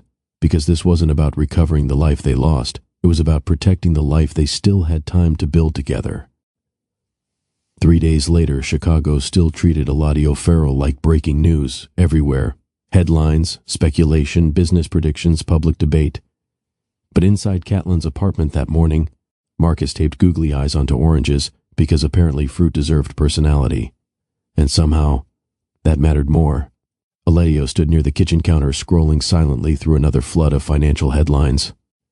Farrell Global Board demands answers. Another. Will Eladio Farrell step down? Granville sat at the table drinking coffee like a man emotionally defeated by capitalism itself. The board meeting starts in 40 minutes. Marcus pointed immediately. Don't go. Micah looked up from his book. That usually means they're planning nonsense. Honestly, probably accurate. Granville sighed heavily. The board wants reassurance. Investors want stability. Your father wants control. Eladio looked toward the twins, then toward Catelyn quietly making lunches near the counter. And suddenly, the answer felt obvious. Not easy, but obvious. What? That's the face people make before destroying billion-dollar expectations. Fair. Catelyn slowly looked up too. Eladio. He walked toward her carefully, then softly said, I'm done letting other people decide what matters in my life. Silence settled through the apartment, because everybody understood exactly what that meant. The board, the company, his father, everything was about to change. Feral Global headquarters looked exactly the same as always. Cold glass, perfect marble floors, people moving quickly pretending emotions didn't exist. But walking through the building now felt strange to Eladio, like visiting a version of himself he no longer fully recognized. Board members waited inside the conference room, already tense and impatient. Richard Farrell sat silently near the far end of the table, watching, always watching. The second Eladio entered, conversation stopped immediately. One executive cleared his throat awkwardly. We're all concerned about recent instability. Instability. Interesting word for finding your children. Eladio sat calmly. Another board member leaned forward. The company needs certainty. No, Eladio answered quietly. The company needs honesty. Several uncomfortable glances spread instantly across the table. Richard finally spoke. This is not the place for emotional reactions. Eladio looked directly at his father. And that thinking cost me 6 years with my sons. Silence. Nobody moved, because suddenly the conversation stopped being corporate. It became personal, real. One board member shifted carefully. With respect, your private life is affecting shareholder confidence. Eladio almost laughed. You mean my children? Nobody answered, because yes, that's exactly what they meant. Eladio leaned back slowly. For years I treated this company like the center of my existence. His voice stayed calm, controlled, but honest now, and somewhere along the way, I started sacrificing parts of myself to keep all of you comfortable. The room remained painfully still. Richard's expression hardened slightly. Eladio. No, that one word cut sharply through the room. I'm done confusing emotional absence with strength. God. Even Granville looked slightly emotional hearing that. Eladio stood slowly afterward, then quietly said the sentence nobody expected. I'm stepping down as acting CEO. Shock exploded instantly across the boardroom. What? This is reckless. You're destroying shareholder trust. Voices rose immediately. But Eladio stayed calm. Because for the first time in years, he wasn't choosing based on fear. Richard stood sharply. You're throwing away your future? Eladio looked toward him quietly. No, then softly. I'm finally choosing it, and somehow... That sentence mattered more than every corporate title he ever carried. Granville drove silently afterward, while Chicago passed outside beneath soft winter sunlight. Finally he glanced toward Eladio carefully. You just detonated a billion-dollar room. Eladio smiled faintly. How bad? Financially? Granville winced. Apocalyptic. Fair. Then after a pause. You okay? Eladio looked out the window quietly. And honestly, yes. Terrified maybe. Uncertain absolutely, but okay. More okay than he'd been in years. My father looked at me like I lost my mind. Granville snorted softly. That's because you chose happiness over optics. Rich people find that deeply suspicious. True. Eladio laughed quietly. Then his phone buzzed. Catelyn. Just seeing her name changed something inside his chest automatically now. He answered immediately. How'd it go? He leaned back against the seat softly. I quit. Silence. Then, you what? Granville whispered dramatically. She's reacting better than investors. Eladio ignored him. Catelyn sounded stunned. Eladio, I'm done building my life around expectations that nearly destroyed us. The silence afterward felt emotional, heavy in the best way. Finally, Catelyn whispered softly, You really mean all this, not question, realization? Eladio closed his eyes briefly. With everything in me. And honestly, he'd never been more certain about anything. That evening, Marcus had basketball practice at the elementary school gym. Nothing glamorous, tiny bleachers, bad fluorescent lights, children running in completely wrong directions. Perfect.